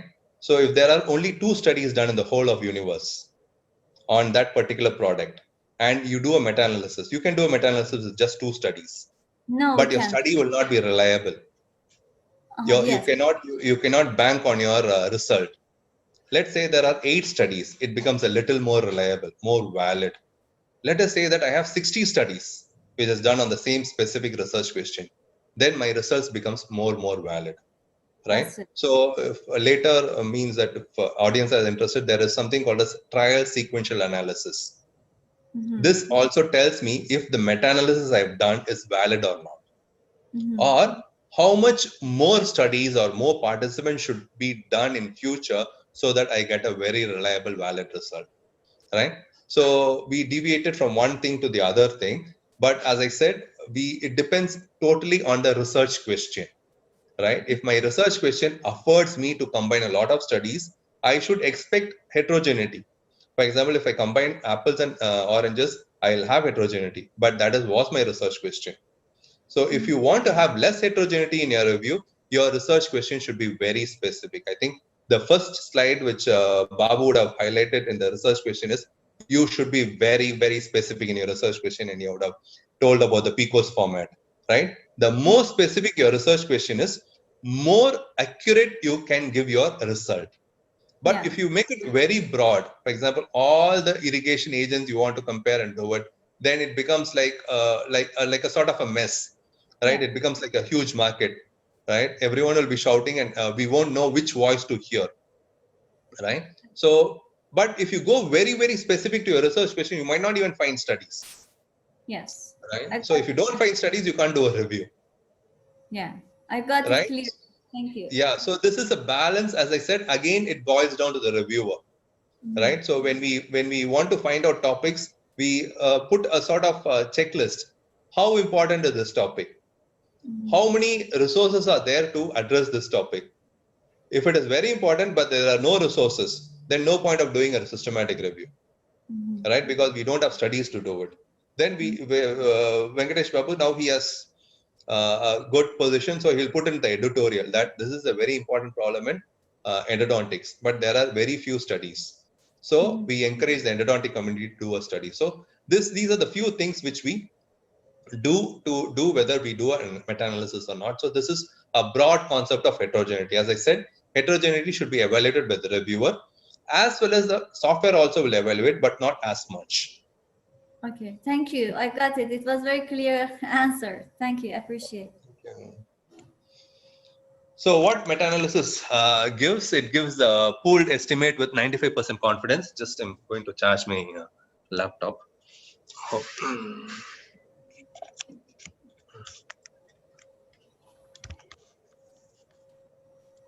Yeah, so what meta-analysis gives? It gives a pooled estimate with 95% confidence. As I said, it gives a single value for us to believe in. And it also tells how much heterogeneity is among studies. The meta-analysis also gives, but there's a huge responsibility for us because the software doesn't give the other heterogeneity, namely the clinical heterogeneity and the methodological heterogeneity. It gives only the statistical heterogeneity. And finally, it tells whether the intervention is effective or not. So what are the pooled estimates which we commonly do is, one is the dichotomous data. I'm not going much detail into it because this is another chapter on statistics. So dichotomous data is, you have only two values. Usually it is a success or a failure. There is a presence of pain or there is absence of pain, right? So these are called as dichotomous data. So if you do a dichotomous data, for example, if we want to find if biodentine led to a success or a failure, and we have determined it, then what we do is we take a RR, or the risk ratio. So risk ratio is the most popular one for dichotomous data. The other measures are odds ratio and risk difference, but usually we go for RR. So if you see most of the papers, initially when we did our systematic review, when we are learning, right, we did a lot on RR because RR was one of the easiest to do and easiest to understand also. So RR is the risk ratio and it gives a ratio for us, right? So the ratio, since it is a ratio, we divide one numerator over the denominator. If we find a value of 1 coming, then the test and the control are similar in efficacy. For example, if it is just, we will be saying that it is 1 times the efficacy of MTA. Biodentine is 1 times efficacy of MTA, then it means that both are same efficacious, right? So this is represented as multiple times. So risk ratio is given. as RR for dichotomous data, and there is no difference if the risk ratio comes as 1, because we divide it. We have a numerator and denominator. The other data which is common in endodontics also is going to be the continuous data. So this we measure. For example, let's say we want to find about what do say in endodontics, let's say the working length, right? We want to find how much error there was when we did a particular technique of length determination, right? Then we assess the outcome measure in millimeters. So millimeters can range from 0 to 2 millimeters, 3 millimeters, it can range in it. So we find that in a particular technique A, the error was 2 millimeters, whereas in the other technique, the error was 1 millimeter. So whether this two techniques are different in efficacy or not, how we do it with the mean difference. So we subtract and do it, which is also called as the standardized mean difference. So we use a mean difference or standardized mean difference, but the usual popular measure is the standardized mean difference, right? So when do we find that the two techniques are similar in efficacy? When we find that the value is 0 or the confidence interval also has 0 in it, right? So this is the two old estimates we get in meta-analysis, right? This is a topic, and I'm not sure because half the participants we work with are not so well versed in statistics. So if you are good in statistics, then this information is from statistics, right? Dichotomous data is a statistical term, and continuous data is a statistical term, and the risk ratio is also almost a statistical term. But what we get is, if it is going to be a success or failure data, then we get a risk ratio. And if the value is going to be 1, there is no significance. If the value is greater than 1, then the test is efficacious. If the value is less than 1, then the control is efficacious. The same way, continuous data, we have the test and the control. We subtract the control from the test, and if we find that the difference is greater than 1, then we say that the test is efficacious. If it is a minus, it's a negative value, then the control is efficacious. And another thing which we do is, when we combine all these results, it's not going to be a simple average. We don't club everything together and divide by the number of studies. Each study is given a specific weightage, right? For example, if it is a good study, more information or more value is taken from that study. Let's say that a study has been done with 600 participants. So more value will be taken from that study during the meta-analysis compared to a study which is done only 10 participants. So we'll find that 50% of the value is taken from the study A, whereas only 0.2% is taken from the study B. Professor So, as Jack, I said, I'm yes. sorry, do you have another question? Do I have another question, is it? Yeah. May I have another question? Yeah, please. About the risk ratio, is it the line that I saw it in the figure that Professor Babu showed us, that the triangle was in the middle or in the right and the left in the comparison of biodentin or MTA? Yes. Okay, the vertical line that the two material was in favored or not favored was the risk ratio. It represents the risk ratio, and the vertical line, I'll come in the next few slides. The vertical line represents 1. So if the diamond crosses 1, it means that the 1 is happening between these two things. So there is no difference. So I'll come in the subsequent slide when I describe the forest plot. That time I'll elaborate a bit more on that one, right? So on risk ratio and this one. Yeah, thank you. Okay. Yeah, thank you for the question. Yeah. So as I said, good studies, they are more weighted, and a good study is usually considered when the confidence interval is narrow or the sample size is high. So this is what, yeah, right? So I think this would be the same study as you see all the things which I said. So this one on the top is an RR, or a risk ratio, or we can say that this is a dichotomous study. So what it means by events is that 31 out of 32 samples had success, whereas in MTA almost the same, 31 out of 32, right? So if you see the sample size, you can see that this is 32 and this is 32, whereas the next study we have a sample size of 45 and 45. So this is a clear example that this study we take 20% of weightage, whereas this study with a higher sample size which can take more thing. And for this study, we have a higher one, though the sample size is the same, because the confidence is more narrower. So this is how different weights are done, right? So I think this is what Dr. Sabrina had pointed out, right? Yeah. So, so this is the line which represents 1. You can see the 1 here, right? As I said, if 1 is coming in the value, and this is the diamond, this is the final meta-analysis value. If 1 is coming in between, that means that the biodentine and the MT are of similar efficacious, right? So if the rhomboid figure crosses this vertical line, then it means that there is no significance, right? And what are these small things in this? This one, the whole thing is called as the forest plot, right? So this is named primarily because it is sort of a trees with a lot of branches. So this is the tree, the blue one, and the branches are this one. So few more slides are there, but let me try to explain in this because you're familiar with this diagram, right? So what are these blue dots? These are the individual studies. And if you can see, these are the values of the individual studies. And you can see that most of them are on the line 1. And here also, if you see the confidence interval, you can find that the confidence interval includes 1. See, 0.94 to 1.06. So there is 1 in between somewhere, right? So this is also reflected here. You can see this dot, a bigger square, because it has a higher weightage. It sits on the value 1. So this whole line, the horizontal line, is the confidence interval. And this blue dot is the point estimate. So the point estimate 1 is the blue dot, and the horizontal line is the confidence interval, right? So that is why. So in this thing, you find it is very narrow, right? The confidence interval is very narrow, whereas this fellow, the third study, the wide confidence interval. If it is a wide confidence interval, it is a less valid study. The estimates are not so precise. It could be because the participants were more varied, or it was because the sample size was very low. So here you can see that the sample size is really low. So the confidence interval has expanded like anything. Whereas here there was a higher sample size, so the confidence interval was narrow.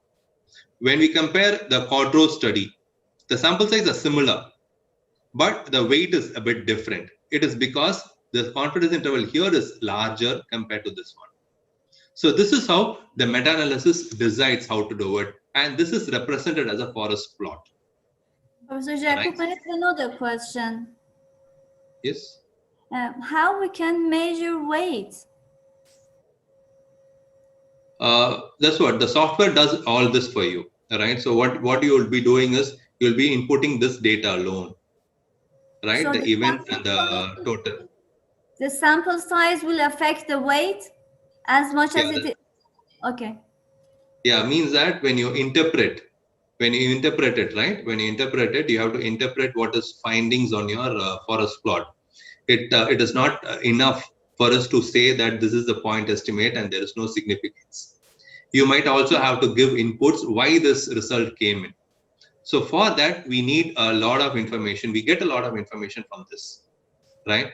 So in this, if you see that you have no difference between the biodentine and this one. One is it is bound to be a true result because all of them are hovering on the 1. So you find that there is not much difference among the studies on the results also.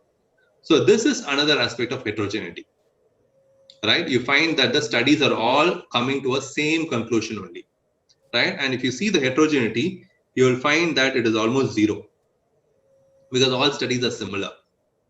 Whereas see this other one, right? You find this study here, this study here, this study here, this study here, this study is everywhere it is. And how you find the heterogeneity? This is the I2 statistics for heterogeneity. You find that the statistical heterogeneity is very high, 99%, right? So when you have a high heterogeneity, we have to explain that also, why this is occurring, right? So all these information is to be understood by the forest plot and the recordings in this. And this forest plot is a very easy way for us to understand all those things. So if you see all these things in these two forest plot, one in the blue one and one in the green one, we say that the heterogeneity is higher in this one because you can find that it is scattered everywhere. Whereas here, the statistical heterogeneity is very less. And this is also represented in the I2 statistics, which is a heterogeneity statistics. Right? So in my presentation also, I went here and there, right? But I think I got the point. Yes. Professor Prima, you should tell me. About the figures with the green dots, I want to ask about the last articles included, Sandhya 2011. It is the best one among these studies that the green color is in the middle in the risk ratio of 1.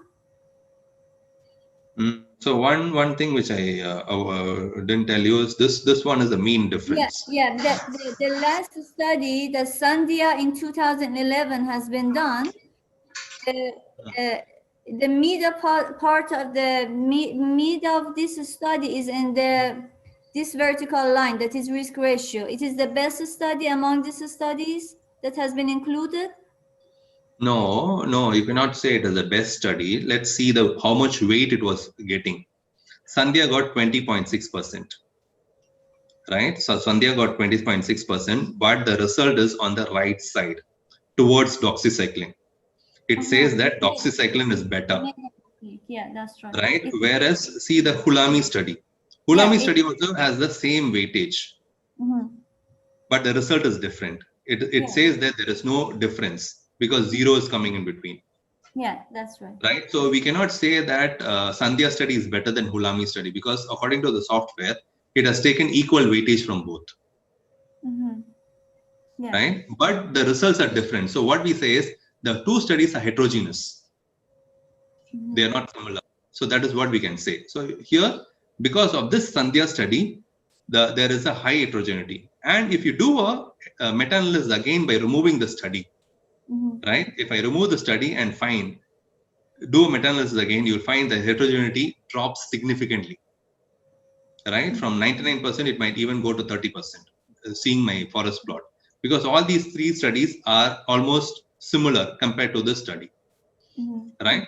So all these things, we have to explain why the heterogeneity occurs. So what we do is we sometimes do a subgroup analysis also. It could be that the Sandhya study, it could be that it has been done in India, and if you find these all authors are different than India. So it could be that the Indian context is giving a different result compared to the other countries. So we do a subgroup analysis based on the countries. So according to this graph, considering the high heterogeneity of the second study, we can compare the result. Yeah, we can interpret the result. Yeah. Yeah. Thank you. Yeah. So as I said, there was a slide on heterogeneity, but we had a good discussion on the forest plot because forest plot tells you a lot of things.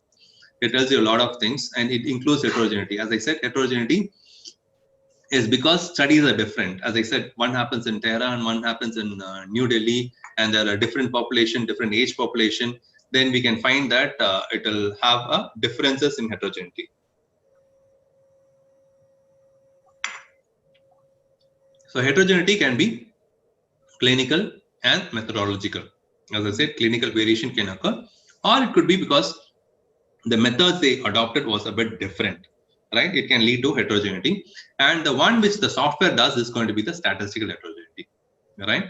So based on heterogeneity, we had a concept that we'll do a fixed effect model or a random effects model.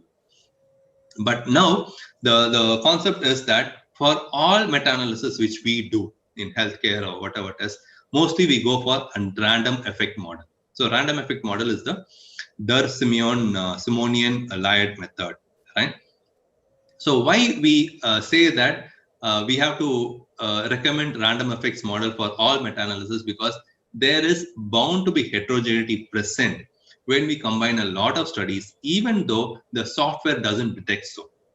For example, in my previous result, here you find that the heterogeneity is 0%, right? It doesn't mean that I have to do a fixed effect model, because the studies, if you see, have come from different countries. So the populations are different. So there is bound to be heterogeneity, even though the result are very similar.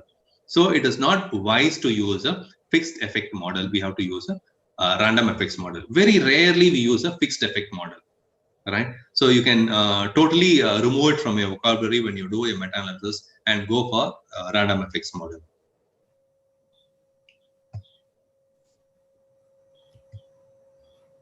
So what are the reasons we just outlined? Because of the different study designs, the methodology could be different, the outcome measures which was done was different, the investigators could be different, the setting could be different.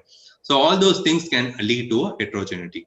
So we have to, when we get our results, we have to understand there is heterogeneity and we might have to explain heterogeneity. For example, in this study, if you see, there is heterogeneity of 99%. We have to explain why it is 99%, right? We have to say that the Sandhya is the reason for the heterogeneity, if you do and find out. And then we have to explain why Sandhya is causing so much heterogeneity. What is the reason why Sandhya study is a bit different from the other studies?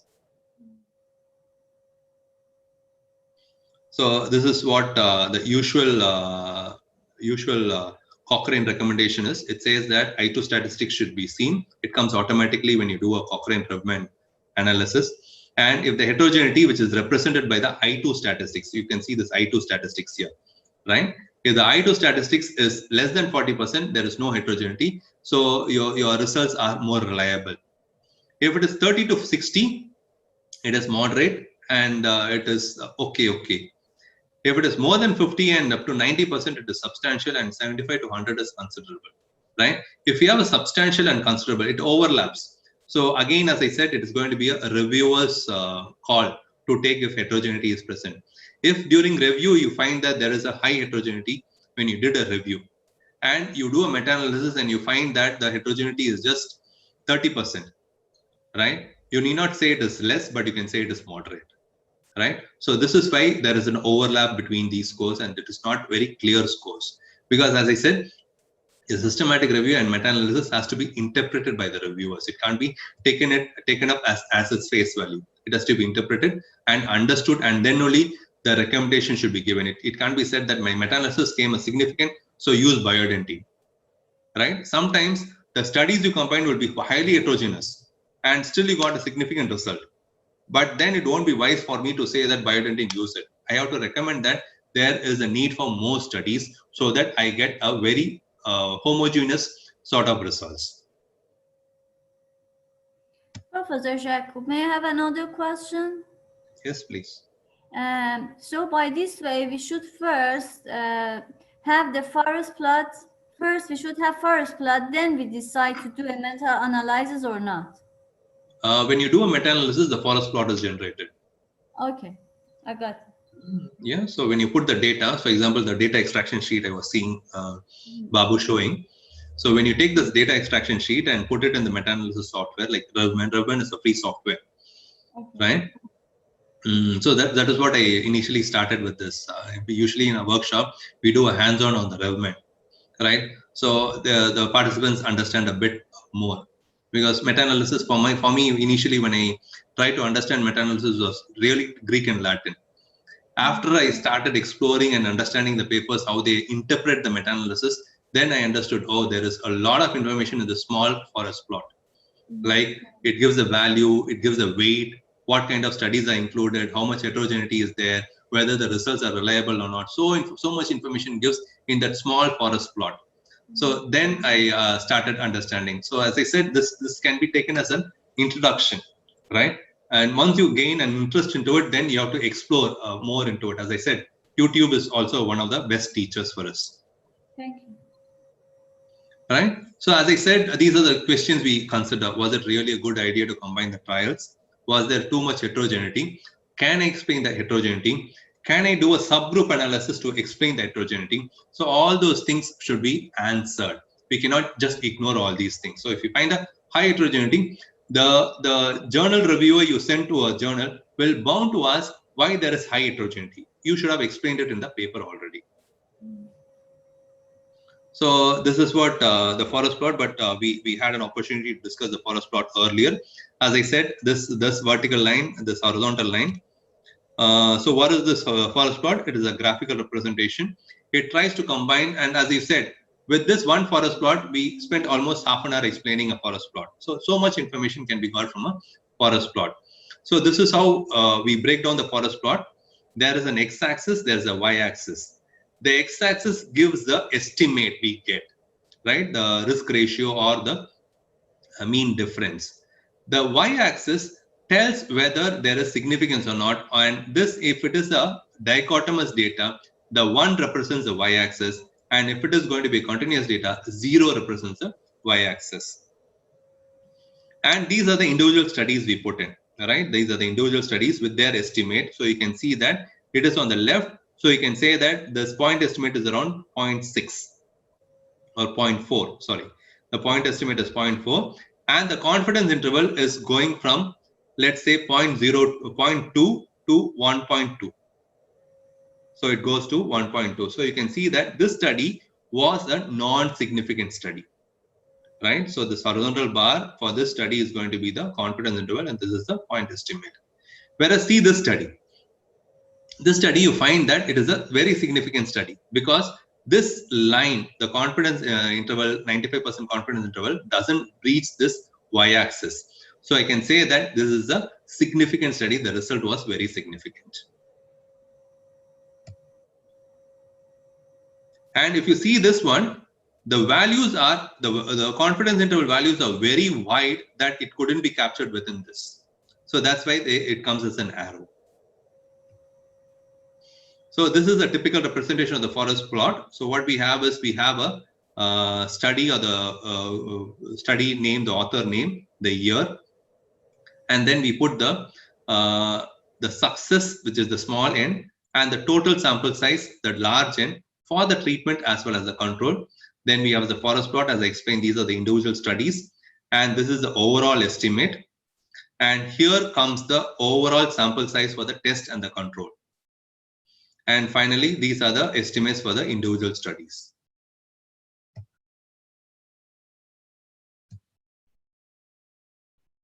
Right. And as Babu explained also, this big rhomboid figure gives the overall estimate. So here, this is a dichotomous study, because the 1 is as the median, right? Here, if anything crosses here, it's not significant, right? So we find that the overall estimate is significant on the left side. So here below this bar, we'll be saying which is favoring what. And this below bar writing favoring biodentine and favoring MTA is determined by the reviewer. So we can interchange also. So depending upon the value, right, we can decide if biodentine is the favored one for the clinician or the MTA is favored. And these are the other information we get: the total events, the total sample size, the heterogeneity. Heterogeneity is usually given as an I2 statistics. As we saw in a previous slide, I2 statistics, if it is 0, then it means that the studies are all homogeneous, or similar. If it is high, like 80%, then it is highly heterogeneous. Sorry. Then finally, a little about the publication bias, right? So why publication bias occurs? Publication bias occurs because not all studies are published. There are a lot of reasons for it. Some reasons are transparent and some reasons are not transparent. For example, I send a study to it, and the next day I get a rejection letter. The editor doesn't even bother to tell me why my study was rejected, right? There is another, I take the same study and send it to another journal, right? Now it is a Q3 journal. The editor finds it suitable and sends it to review, but the reviewer finds that it is not suitable and rejects it. Now what happened is, I am very disheartened. So what I'll do is, I'll put in a very low journal. Even that journal rejects me, right? So what I'll do is, I won't publish the study itself. So when I don't publish the study, when Babu searches for the literature, he might not find it, right? But the study has been done and the results is there, right? So this result would not be captured in the forest plot, right? So this kind of bias which occurs due to non-publication of certain studies, due to any reason possible. Sometimes the author will be too lazy to write the manuscript. You have done the beautiful study, everything, ethical approval has been done, the study was registered in the registry, everything, But finally, when he saw the results, he felt that what's the point of writing a manuscript? Let me just shelf it because I have to waste time in it, and I know that no journal will accept it. So he won't even attempt to write it, right? So these are the reasons why publication bias can occur, right? So where all can publication bias occur? When the project is dropped, authors do not submit negative study, because we have a perception that if it is a positive study only, the journal will accept it. But that is kind of true also. You can find a few journals which consistently publishes all the positive studies, right? So there is a less chance for you, means that out of 100 studies, you'll find only 2 studies or 3 studies with non-significant results or negative results. And results reported in small index journals, which are not indexed and doesn't appear in the database. Editor rejects manuscript, reviewers may reject manuscript, author doesn't proceed with submission, or it is a student project and student doesn't bother to publish it. So all these things can lead to publication bias. Publication bias means that the study has been done, the results has been got, but the study is not published, so it is not being captured in a systematic review, right? So what this meta-analysis does is it assesses if there is a publication bias or not. So here we do a funnel plot, right? So this Cochrane software, the Revman I said, also assesses whether there is a publication bias or not, by doing a funnel plot, right? How the funnel plot looks like is this. It is an inverted one. It is an inverted funnel, and you find that these are the studies with their values, right? So if you find that the studies are distributed evenly on both sides, then it means that there is no publication bias. Let us say that it is not symmetrical like this, but there are a lot of studies on only one side. What does it mean? Sabrina, I might, Dr. Sabrina, I might ask you only, because you are the one with the voice.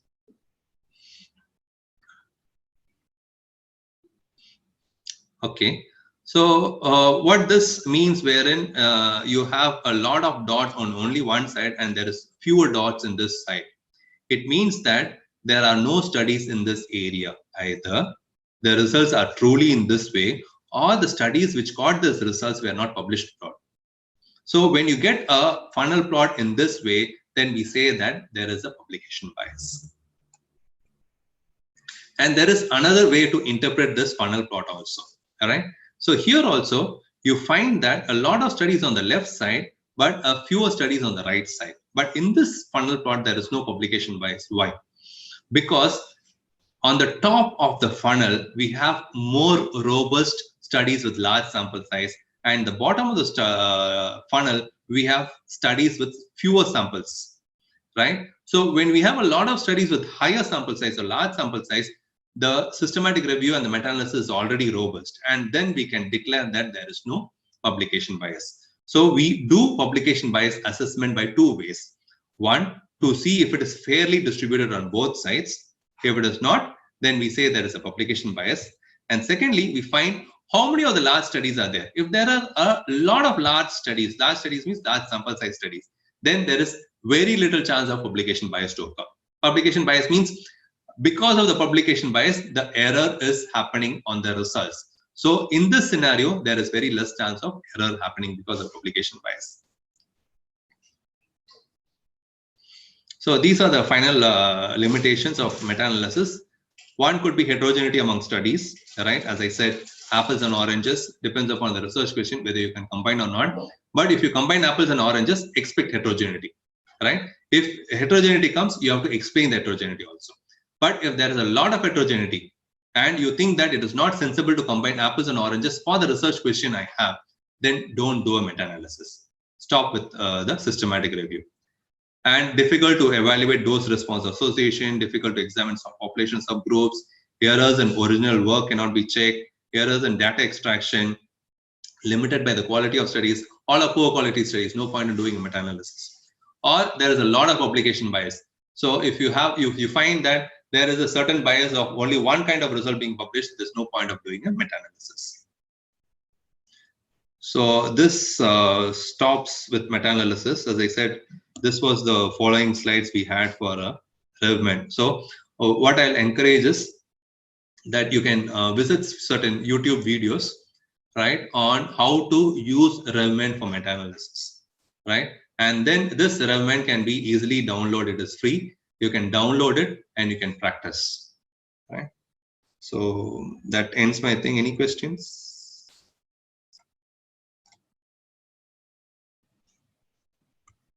Okay.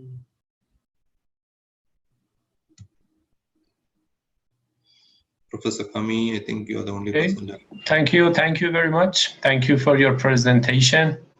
I think we have some questions, but if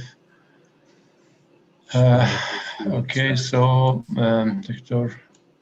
seems Questions, that please turn on the microphone. yes, Dr. Motakian, I try to put the microphone on. Yeah, Dr. Sufrina has a question. When one of the studies, when one or more studies make heterogeneity, can we omit them and continue our study? Yeah, that's what I said. We have two things called as sensitivity analysis and we have sensitivity analysis and subgroup analysis. Let's say that, as I said, Sandhya study we were seeing. We find that that study alone is having a higher heterogeneity. Because of that study, we are having a greater heterogeneity. Then what happens is we can try to exclude it and reassess the heterogeneity. If it drops significantly, then we can say that Sandhya is the one which is causing the heterogeneity, and we can try to explain why Sandhya is causing it. We cannot just say that Sandhya is a culprit, so remove it, right? Sandhya could be a very good study, so there is no justification for us to remove it. But we have to explain why Sandhya is causing a heterogeneity. As well as there is another way, as I said, let's say that we suspect that countries are causing heterogeneity. We can do a subgroup meta-analysis. We can put countries on one side and see if the studies from India and the studies from Tehran, are they different? Studies from India, they are having a lower heterogeneity, and studies from Tehran are also having a lower heterogeneity. But when I combine studies both from the both countries, then we find that high heterogeneity. Then I can explain that country-specific heterogeneity is occurring. Okay, thank you. So I won't advise you to omit it, but try to do a secondary analysis, which is called a subgroup and sensitivity analysis, and explain why your results is having a high heterogeneity. When we get a significant result, how we can publish it? When we get a non-significant result. Non-significant. Yes, I think it's non-significant. Yeah, so that is what sometimes, yeah, now Babu is in a very good position, right? He is one of the associate editors in IEJ. So he has an influential power. Means that the journals should not reject papers because it is of a result, right? They can reject the paper based on methodology. If the quality was not good, they can reject it. But when you followed the robust methodology, rigorous way of doing it, and still you got a non-significant result, the readers have every right to know, right? So, and authors also should strive to go to the journals who publishes it.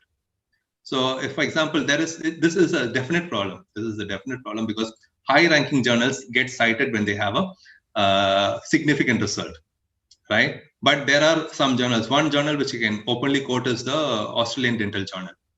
Right? You can find that a lot of studies are done, but a lot of studies are not cited. The reason is because they also publish non-significant results, right? So, so this kind of journals can be sent to, but don't stop publishing. Publish in at least one of the fewer journals also, because that will be captured by the database. And then when Babu does a meta-analysis, then it will be captured. Otherwise, it will lead to a publication bias. So, we have to publish non-significant result also. We have to strive to publish non-significant result also, right?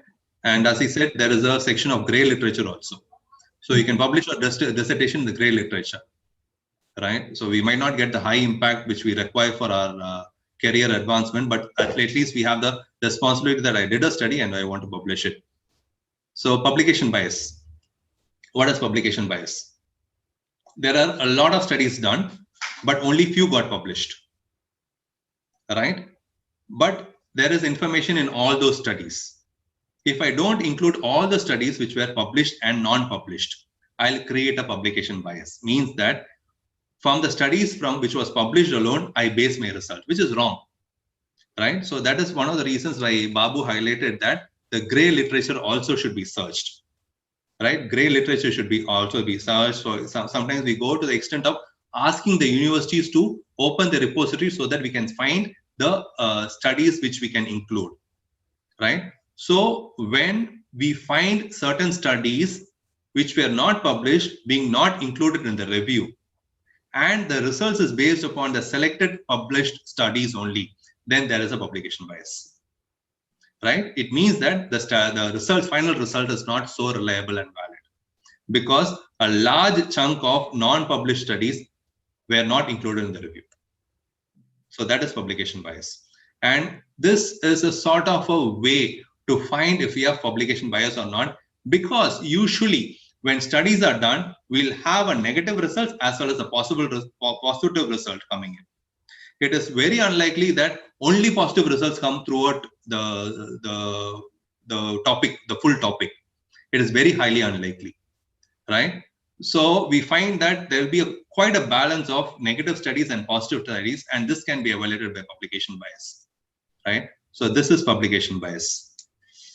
I know because I know why publication bias is difficult to understand, because me and Babu spent quite a time taking literature and finding out what is publication bias.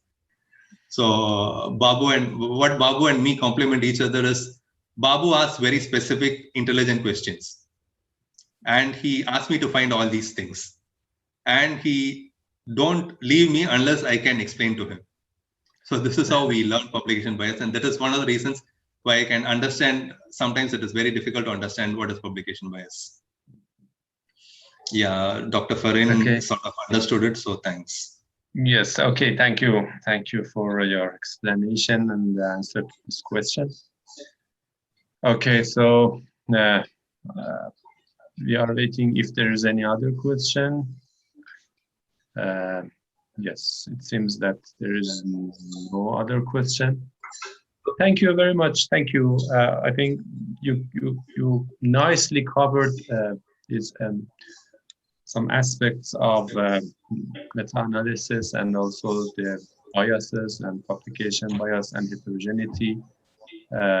These all are important when we want to do some studies, for example, meta-analysis or systematic review, or when we want to appraise a meta-analysis or a systematic review or a clinical trial. So thank you very much. I think it was clear and informative enough. So if there's any final comment or question by the audience, because Dr. Venkatesh Babu is also with us, and if there's anything left from the previous presentations also, okay, we would be pleased to handle to answer the question or hear the comment. I think today we covered many important areas and aspects of evidence-based dentistry.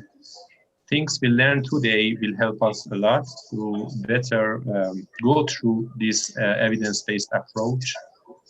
Also, we learned something regarding, as nicely Professor Babu explained about how to do a systematic review, the steps one by one, clearly and shortly. Of course, all of these topics are not the topic we taught clearly or to be covered completely in just 1 hour or 2 hours. These topics are really, they have many details, and they need separate workshops to be covered completely by. But I think these our two speakers today could nicely briefly cover all the important aspects. And the other important aspect was that their lectures was practical. They tried to teach us practically, to train some practical comments, how to use, for example, the result of a meta-analysis. Okay, so thank you all. So it seems that, okay, we have okay, thank you very much, Dr. Jacob, for your presentations. Yes, and that's just a message of appreciations. Okay, thank you all the audience to be with us till now. And again, thank you, Professor Venkatesh Babu and for Jacob. So, Professor Babu, if you have any final comments or things you want to say, we are ready to hear. Nothing on my side. In case if the participants has any doubts, you just feel free to contact us. I think you will be having my mail ID, and you just share with the participants my mail ID and Dr. Saju's mail ID, so that in future if they have any doubt, they can please feel free to contact us. Okay, thank you. Thank you, Professor Babu. I'm sorry, that Professor Khami, I really enjoyed the presentation of today. They are really great speakers. As you mentioned, it was really practical. I had a question about the gray literature because I did some research. I tried to follow all the criteria, but unfortunately, there was no significant result. But according to the explanation of Professor Jacob, if it is not published, it will go to gray literature. But Professor Babu explained that when you want to do a systematic review, gray literature should also be included in if there is no problem in the methods of the study, it might be included also in the systematic review. I highly appreciate both of the speakers. I hope to have them again in the next workshop in the near future. Thank you, Professor Khami. Yes, you're welcome. Just I want to ask if Professor Jacob also has some final comments or explanation. We are ready to hear. Oh, I enjoyed it really. Thank you very much. And it was an online one, so I was a bit afraid that won't be much interactive. So thank you for all the questions. Right, it also refreshed me. Right, because every workshop I learn a bit more than before. Thank you very much. Okay, thank you very much. And I want to thank Dr. Mota Vassilian for her great moderation of these sessions. Thank you very much and for your questions. I'm sure that helps all the audience to understand better the topics. So, and just as the final step, if you just please turn on your cameras and we'll have a group photo as we have in our sessions. That would be nice, just as the final step. Okay. As many as that you can turn on your camera. Okay, thank you. Dr. Fazli, Dr. Tolu, Dr. Shamshiri, Dr. Baber, as I read the names, Dr. Mohammed, Dr. Ogbeide, if I'm pronounced the name correctly. Yes, okay. So, and okay, Dr. Ghaffar, and yes, okay, so it seems that we have these participants now available. So I would like to ask my colleagues in the international office if just they take the picture, the photo, the final photo. And please tell us when you did, when you took the picture. Okay, Dr. Pakdaman, Dr. Abdul Rahman.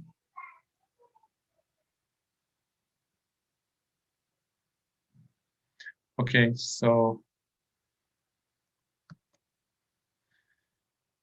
okay, so thank you very much. Thank you so much to be with us till now, and I hope to have all the audiences in our last session, which would be the next week, and we want to have a kind of conclusion of the whole course. Again, thank you for our nice speakers today, and I want to say goodbye to all. Thank you very much. Goodbye to everybody. Have a nice time. See you next week. Bye-bye, everybody. Thank you. Bye-bye.